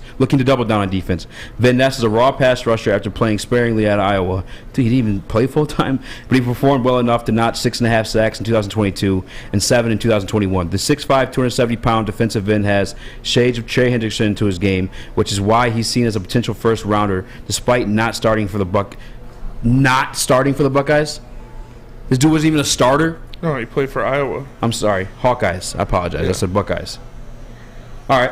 The Lions hit pay dirt with Aiden Hudson and have a very good situational pass rusher and fellow rookie James Houston. So Van Ness could round out the defensive line group with power, length, and ability against the run that is needed, opposite of Aiden Hudson. He didn't start for Iowa. Dude, whose fucking draft is this? Mike Miller? Is it Mike Miller, JB? I've seen him in a couple of them, though. Well, even in his explanation, he said he's a possible first rounder. Like at 18, I'm sorry. I'm not picking possible first round. for sure. I'm selecting certified I'm not first picking round. a backup edge rusher out of Iowa. I'm sorry. I'm sorry, it is Lucas Mike Van Miller. Ness. Potential first rounder. Come on, brother. I'd rather double down a cornerback. Yeah. Someone like Joey Porter's going to be there. See, that's my point of just like that's why we should go offense. If that situation, I just think why not make offense better. What offensive names do you think will be there? Brian Gordon, this is not the second round. This is pick 18. But like that's what I'm saying. Like if Bijan's sitting there, you're telling me that Bijan Robinson wouldn't have a bigger impact on this team than Lucas Van Ness, Backup tight end from Iowa, or backup defensive end from Iowa. Yeah, that's a good point. We should never take a tight end in the first round, though. Yes. Any offense, even if we take a guard, I wouldn't be mad. I wouldn't be happy with it, but I wouldn't be mad because I Not could a understand. chance they're taking a guard. No, I couldn't understand a tight end. Okay. Yeah, no tight end in the first round? No. I'm with you guys on that one. How about the second round? Because Mike Miller has the Detroit Lions hitting the bucket of Iowa again and drafting tight end Sam Laporta out of Iowa.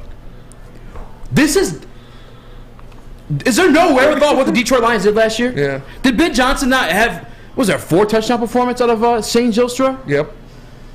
There's an undrafted guy he's fucking still making production out of, and you want him to waste a second round pick on a tight end? They just traded TJ Hawkinson. This offense doesn't need a tight end. No. What in the motherfucker are you thinking? This is the stupid. Is there like? This guy's from Iowa for sure. This is an Iowa grad for sure. It's like, What the the Lions fuck? are going to double down on defense and double down on Hawkeyes. And they just drafted James Mitchell. Yeah. James Mitchell, by the way, had a touchdown, had a couple moments last year too. What are we doing? Yeah. Not from Iowa. They had TJ Hawkinson, brother. Like, why would they draft? Why? I'm sorry, I'm getting worked up. He said the Lions traded T.J. Hawkinson to the Vikings in November and can add his replacement with the surprising availability of Laporta in his spot. He is a fantastic move blocker and a stellar receiver over the middle, and he has enough after-the-catch ability to project as a starter. Laporta had just 5 touchdowns in college. Jesus fucking, come on, bro. But like his NFL comparison, Dawson Knox, he looks to be a better pro than college player. So he has us drafting a backup defensive end from Iowa This is fucking and a tight embarrassing. end from Iowa that only caught 5 touchdowns in college. Dawson Knox went pick 96, by the way. I'm So cool that with was in the the pick at third round. 55. Brother, no, I don't want a tight end at all. I'm fine with the tight end. If I'm we cool take in all a forms tight and facets. end, it better be one of them from Georgia. Like, yeah. You want to know who had the second most Big-ass touchdowns? dude from Georgia. Yeah. Darnell Washington. Yeah, he's like 6'7", I think. But even then, bro, again, going back to how Ben Johnson had this offense buzzing, top 5 in the league. Guess who's the second leading receiver in touchdowns on the Detroit Lions this year? Shane Zylstra. Correct. Really? Yep. Wow. Tied with guess who? Brock Wright. Yes. Why the fuck are we drafting a tight end in the second round? We're getting production out of these guys that have no fucking value, no names, undrafted. Well, come on. Yeah. It's national, whatever. But are they just not paying attention? Like, do you not, like, when you make these, are you not doing your fucking homework? Tight end in the second round. I like the Jahmyr Gibbs pick at 55. I'm not going to lie. Running back out of Alabama? Yeah. I like that. Not if they get a tight end at 48, though. And a backup edge rusher at 18. This guy's got to be an Iowa grad, right? I think tight ends are the perfect example of something you address in free agency and let it go in the draft. Because, like, what tight end outside of Travis Kelce, like, if George Kittle was the number one option, like, he wouldn't be making the plays. And that's not taking away from how good he is, but a tight end is not going to just transcend your offense overnight. It's just not gonna happen. You want to know who's third in the team in touchdown receptions? The Detroit Lions 2022 season? James Smith, T.J. Hawkinson. T.J. Hawkinson. Yeah. Fucking A, dude. But I guess he's gone. Whatever. At 55, he has the Lions taking Jahmyr Gibbs, running back Alabama.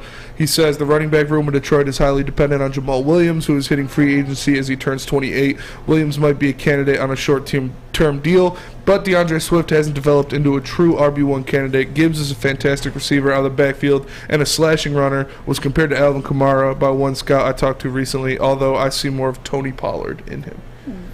Pause. I don't see Tony Pollard. I've watched Jahmyr Gibbs only because I did one of those PFF mock draft simulators, and I like took them blindly. I was like, oh, we need a running back, and then I took him. So I was like, let me watch this tape, and I don't see Tony Pollard in that. I don't see Tony Pollard either. Alvin Kamara and Tony Pollard is pretty high praise. I like Jahmyr Gibbs. I think he's the second best running back in this draft. Yeah, but you know who looks like Tony Pollard? Like, I'm not trying. If you guys don't know, racist. I dare you. No, Tajay Spears, the running back from Tulane. Yeah. And I put out something on social media, so if you haven't watched it, go check it out there. But he reminded me a lot of Tony Pollard. He's a little bit smaller, but just the way he runs, it's exactly like it. He's kind of like a receiving threat mostly, but he'll develop. But whatever team gets him, he's going to be a Swiss Army knife. That's a guy at like 55. Jahmyr Gibbs would be nice. Tajay. I'm cool with Jahmyr Gibbs at 55, Yeah, but not if they get a tight end at 48. Yeah, I think. Was that one kid at UCLA that Charbonnet? Zach Charbonnet? Yeah. He played in Michigan, too. What's the one I've been falling in love with him. running back from Illinois? He's Chase Brown? Yeah, he's nice. Yeah. Let me tell you guys about Swiss Insurance, though, because obviously, quite clearly, Mike Miller wants Detroit Lions to insure that tight end position. I don't think it's a need, because I already got great insurance. You want to know why I insure myself? That's Swiss Insurance, because my guy Mark hooks me up. Saved me 26% on my premiums. He's the man. Hit up my guy Mark at SwissINS.com. Again, that's Mark at SwissINS.com. Woodward Heavyweights. We'll be right back. Love Woodward Sports? Love wearing clothes? Then you should be wearing Woodward Sports clothes. Check out our full line of merch at woodwardsports.com. Just click on shop. We have all your favorite designs, like Dan Campbell kneecaps, Beverly Hills Goff, Woodward Golf, and of course, our own logoed out merchandise. Men, women, infants, kids all love Woodward Sports. Impress your friends. Impress your boss. Impress your dog. Buy Woodward Sports merch today. By now you know me, Christina Gennari, as the obvious choice in real estate. And you know my website, soldchristina.com, as your #1 resource for buying or selling your home. Myself, along with my amazing staff, pride ourselves on making your home buying and selling experience a relaxing and easy one. Come see why we are the obvious choice. Christina Gennari at soldchristina.com, the obvious choice in real estate. 3 NBA championships. Detroit fans were there. 11 Stanley Cups. Detroit fans were there. 4 World Series wins. Detroit fans were there. And that one Lions playoff win in 1991? Yeah, Detroit fans were there. Woodward Sports, where the fans are.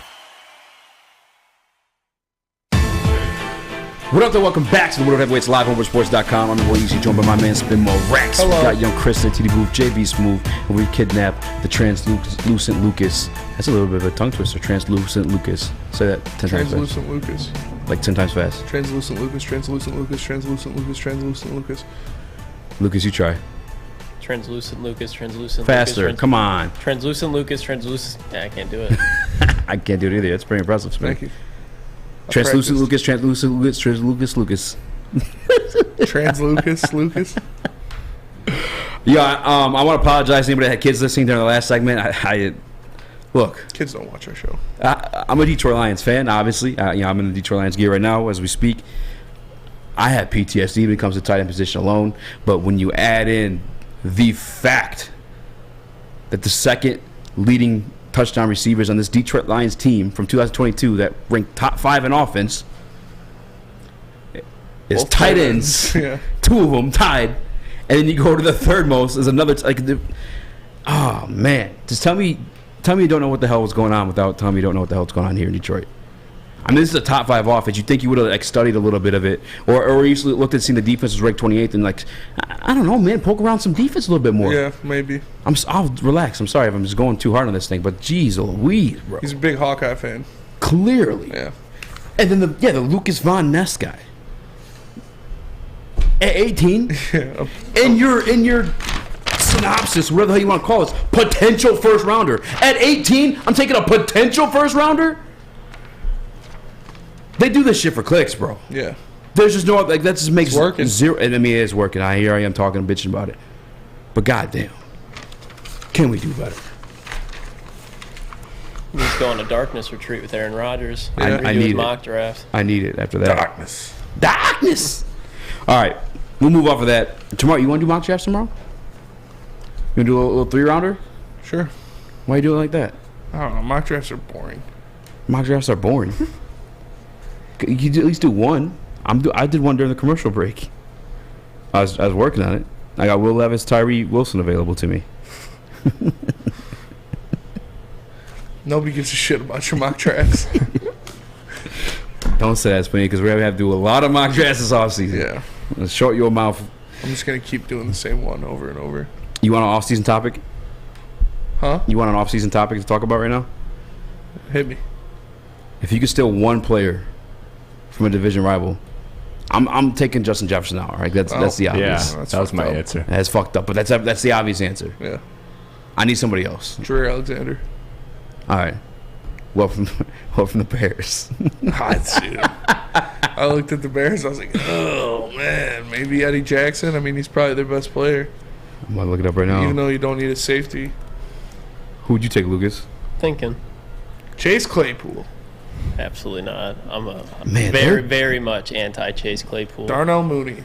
Bro, they're down bad. From the Bears, you're saying? Yeah, Who can would we you wait take until from the they Bears? spend $100 million of their cap space? Jaquan Brisker.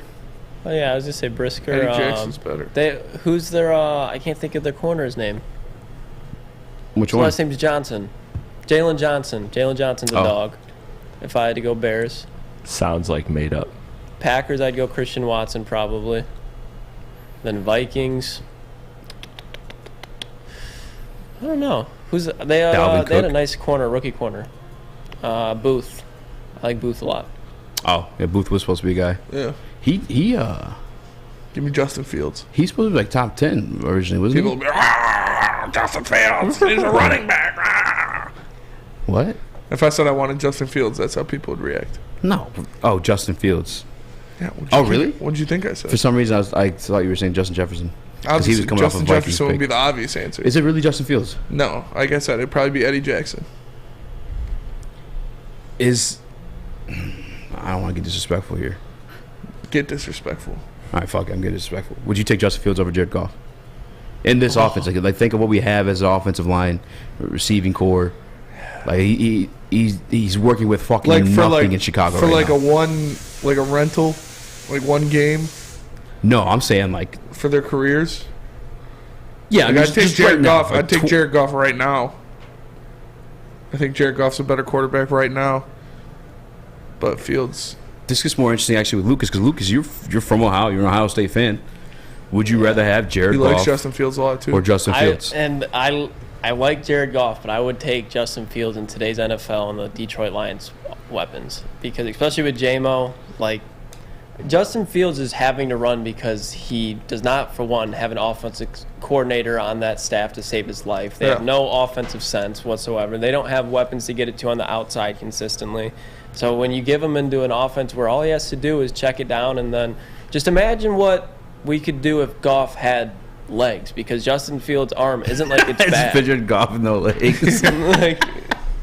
He's out there. Lieutenant Goff, you got some new legs. Lieutenant Goff. And Fields has that dog in him too. Like that's why the last pick that I want for the Detroit Lions is C.J. Stroud, because Ohio State quarterbacks, they pan out to just be absolute frauds. Justin Fields came from Georgia and transferred in, so he doesn't have that Ohio State plushy system developing around him.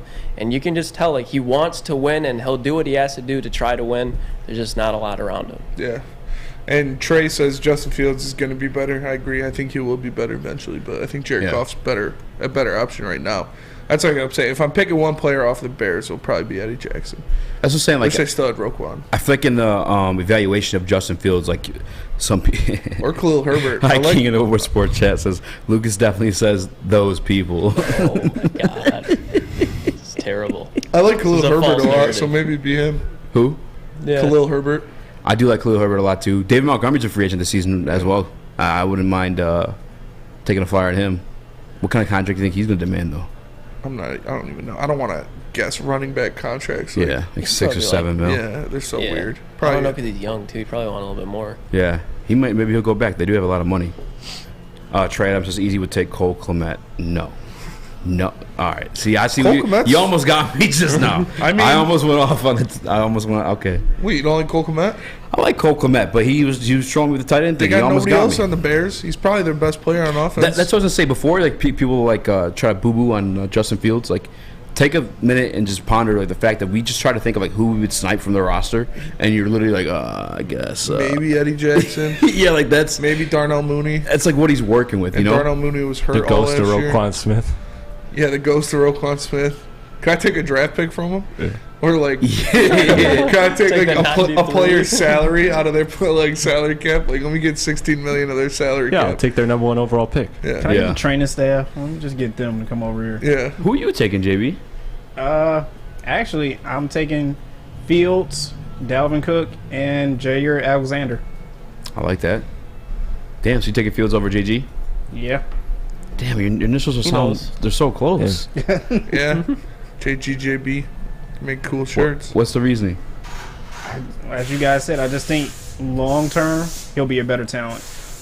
JB, you would sell on your Super Bowl leading quarterback, Jared Goff? Sure. That's a good point. For another Super Bowl leading quarterback, yeah. I mean, to be fair, why can't I have Justin Jefferson? Yeah. Yeah. I just feel like it's such a clear answer. It's just Well, it's like the obvious gimme. Like for like a thought exercise, I just feel like it's just you more get fun punished to, like, for being the best player. I would take Eric Kendricks. I take Dalvin. All right. Dalvin would be my pick if I can't pick Justin Jefferson. Probably Dalvin. Yeah. Trying to think who they got. It's crazy because they got like names on Eric defense, Kendricks, but they're not like Darius Smith. I feel like Zadarius Smith had a hell of a season statistically, but their defense just blew. Makes no sense because, like I said, they have names. Kendricks, Zadarius, like every level too. Yeah. And Harrison Smith. Yeah, weren't able to do nothing. Now I think this. Oh man, I hate being disrespectful because you people get so butthurt, but the Jared Goff stuff. I'd take Kirk Cousins and Justin Fields. No to Kirk Cousins. Give me Kirk Cousins, Justin Fields, and Aaron Rodgers. Yeah. I don't even have like a full like synopsis of what I think of Justin Fields yet, just because I haven't seen him with weapons. But I've also seen him like look pretty ugly, like throwing the football. Ugly. Like running it. Obviously, he's got that in spades. Justin Fields. Yeah. Like he rivaled Lamar Jackson this year running the football. Actually, he broke Michael Vick's records. Yeah, he was like better than Lamar Jackson. Top 6 in rushing yards this year. And I'm talking like wow, like Lamar was healthy too. He did this stuff. But throwing the football, I just haven't seen it yet. The game in Chicago was like an ugly performance by him, and definitely the one obviously here in Detroit too. I don't think he has an offensive line though. Doughboy Steve, what makes you say that? Fields does not have Goff's mental ability.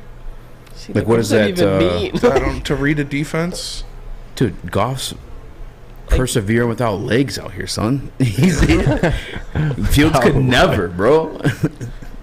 No, the reason why like I would be okay with the Fields thing, the Fields over Goff, is like actually I'll ask this to Doughboy Steve. 12%. Mental stability or whatever is going to be like his answer. But like, what does Jared Goff do that Justin Fields can't?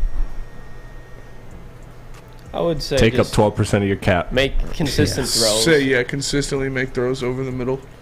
But he also has the best. Top 5 offensive line in the league too. You know, if Justin Fields is given a top 5 offensive line in the league, I feel like he'd probably make a little bit of consistent throws. Yeah. Right, and that also comes with time too. Yeah. Just with the game will slow down for Justin Fields. It's just, will Justin Fields be able to stay healthy enough for that time to come while that being in his prime, where they can make use of it? Adam and Jeff got into it during the Morning Woodward show. Adam said that Marvin Harrison Jr. would be a top 5 pick in this year's draft class. I want to revisit that with you guys, see what you guys think. But not top before. Top 5? Top 5. Oh. But not before I tell you guys about Alta Equipment, because that Alta Equipment uptime matters. Alta Equipment is everything you need to get the job done. If you got a big project coming up, Alta Rent has you covered. Give them a call today at 844 go to Alta. Again, that's 844 go to Alta. Alta Equipment, where matters. Woodward Sports loves sports, and we also love to party. Join us for the big super party. Wait, we can't say super. We really can't say come join us at our super party on Sunday, February 12th, from the only place that can handle a Woodward Sports super party. Well, our super party will be at Flight Club on Michigan Avenue in Inkster. Join us for a live pregame show and watch party with the crew.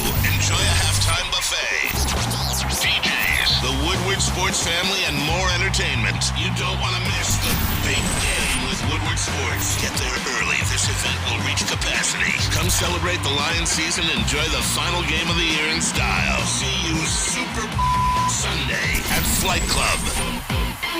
At least the party will be uncensored. And the Eagles are so much better than the Eagles.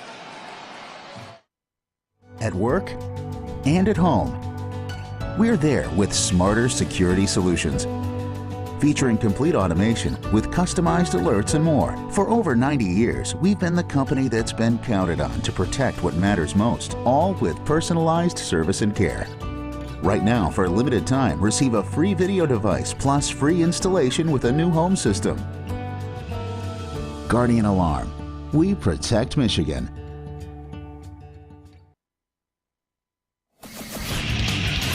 Get a shot up. This is for the win. All of Detroit's sports teams live on Woodward. All of Detroit's sports coverage lives on Woodward Sports. Driving the best in Detroit sports coverage.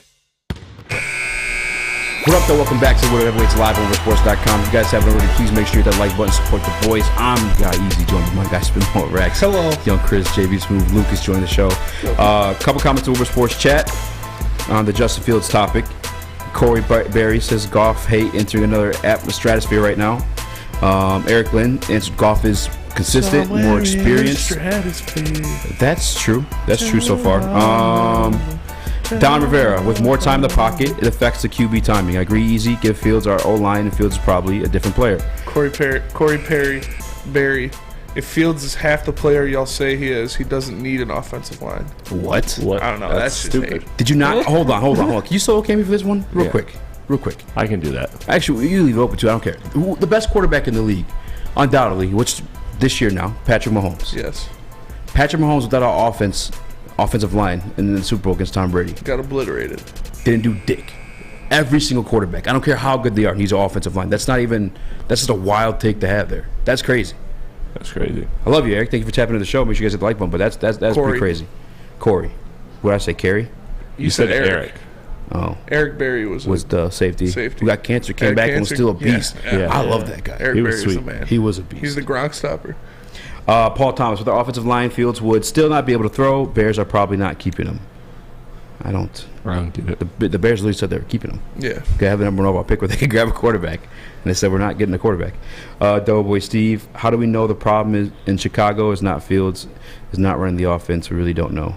We know that he doesn't have a good offensive line. Or receivers.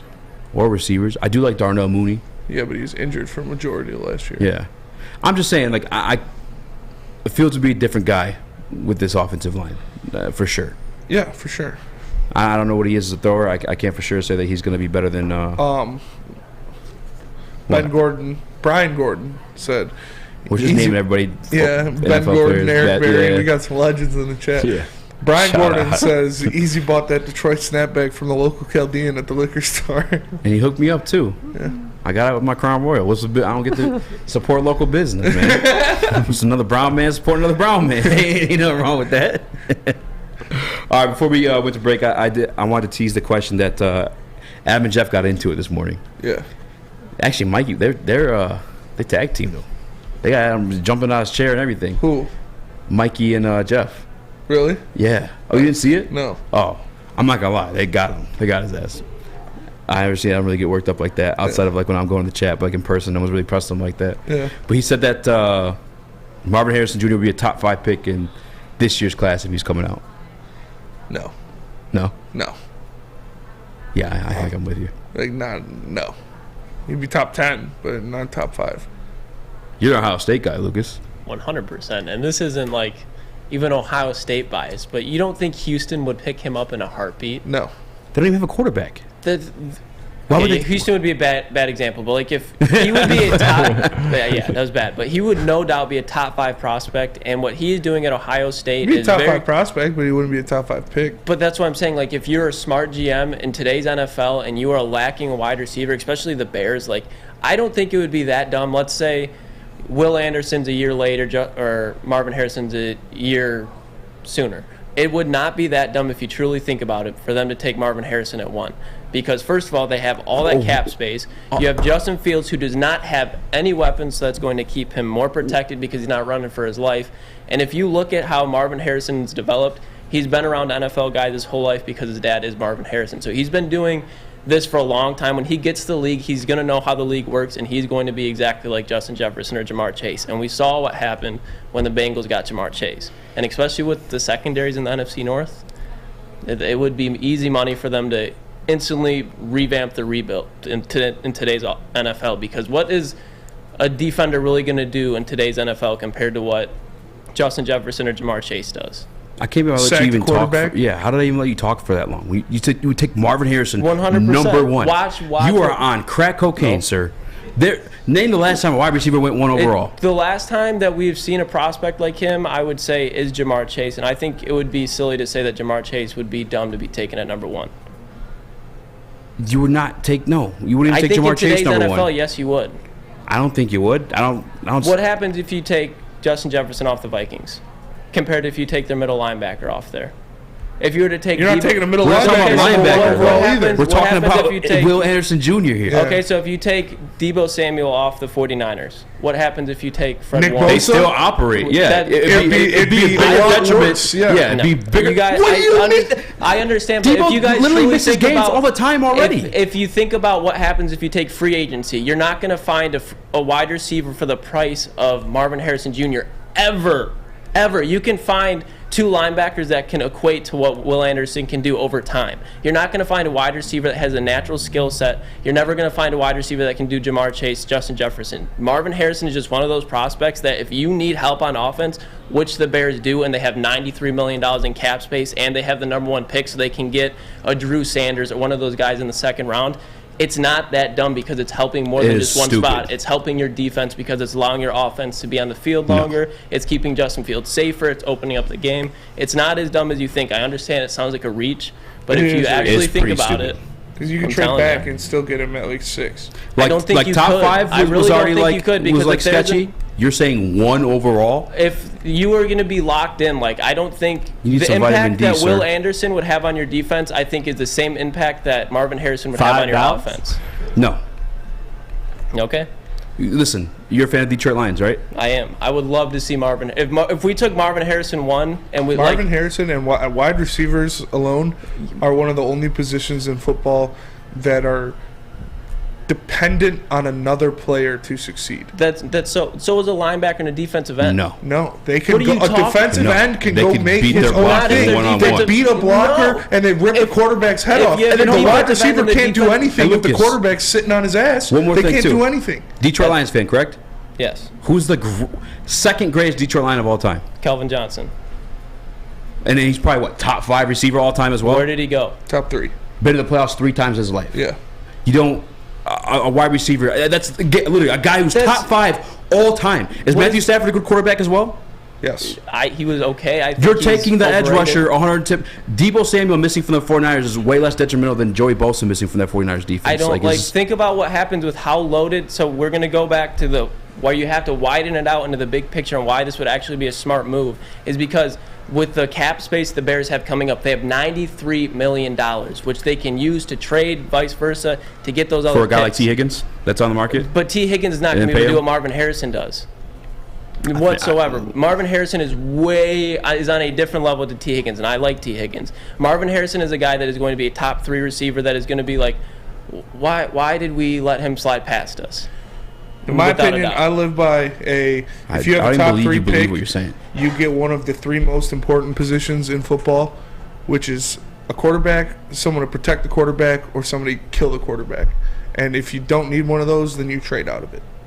But it's just like, okay, you trade out. What are you trying to trade to get? The next best player. So you trade back. You no matter what you do, so you don't want Marvin Harrison. You trade back to get another guy. He's not going to have the same impact that Marvin Harrison does, ever. And it's just that's just cap too. That's just cap as well. Nick Bosa has an infinitely bigger impact on the 49ers team than Deebo Samuel. But you don't trade back to get Nick Bosa. You get Nick Bosa. Yeah, you take him in the top 3. That's a guy you would take 1. And I think that's exactly what Marvin Harrison is, the wide receiver position. That's why it's not dumb to take him at 1 if you need him on offense. Look at the Vikings. Yeah. Justin Jefferson, one of the best players, and they got clapped in the first round of the playoffs because their defense sucks and they have Kirk Cousins. And they're in cap hell. So their rebuild is completely different than the Bears because they have salary cap and they have a young quarterback that is able to progress with another Ohio State wide receiver.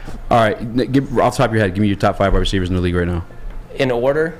Just give me 5. Yeah, Jamar Chase, Justin Jefferson, Devontae Adams, Cooper Kupp, and I would say it's between Tyreek Hill or A.J. Brown. All right, so 3 of those top 5 weren't even first-round picks.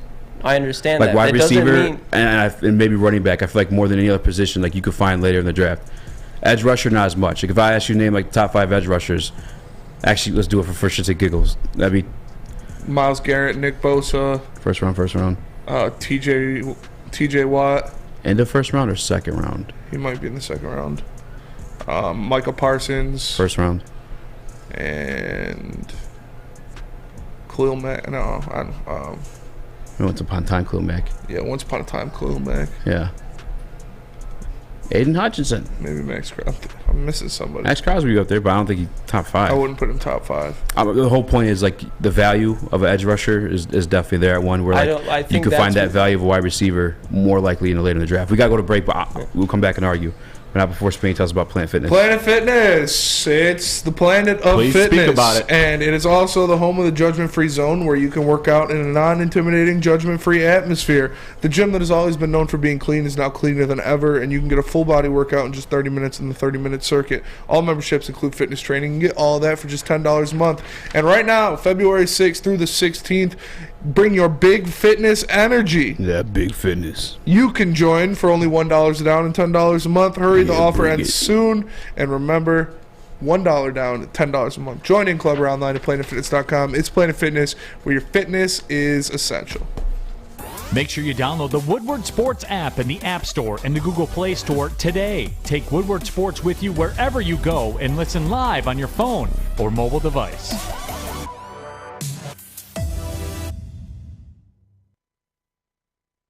As chilly weather approaches, Big Boy's got the perfect comfort meals for you. Try our hearty classic meatloaf or our creamy Cajun chicken Alfredo. These will be sure to leave you craving for more. How about breakfast? Our stuffed potato pancakes are back with our lumberjack, blockbuster, and Santa Fe Garden. These potato pancakes will definitely fill you up. Whether it's for breakfast, lunch, or dinner, come stock up on the perfect comfort meal today. We'll see you soon at Big Boy. My name is Lee. I've lost 35 pounds on the Custom Health Center program. So the 3 biggest benefits that I've gotten from this program has been I'm not snoring anymore, I have a lot of energy, it's great, and oh, by the way, look at this. No, I'm just kidding. No, I'm just kidding.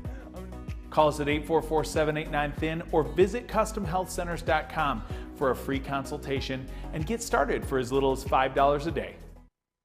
You have an opinion? Make sure it's seen and heard. Corner, jumper, tweet us, hop on the YouTube chat, slide in the DMS at Woodward Sports on all social media.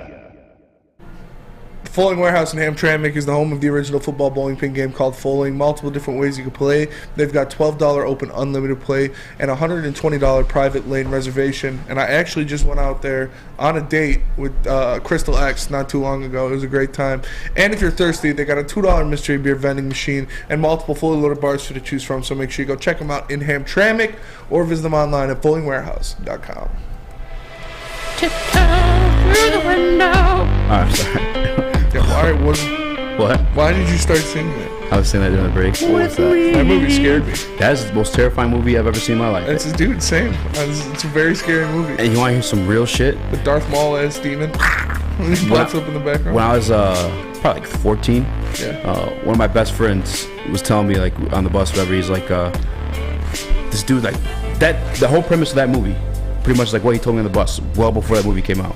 He was like, yeah, and like my dreams, he's telling me that he had a trippy ass dream. He's like, yeah, like, he's like, don't think I'm crazy or anything like that, but like, because he used to live in a trailer park before, apartments, whatever. And he was like, my neighbor who died, like in my dreams, sometimes I go and like, we'll just do like random shit and pull pranks on people, and we'll fly and stuff like that. And he was like, don't fly too far away from your body because like evil spirits might try to like take possession of it.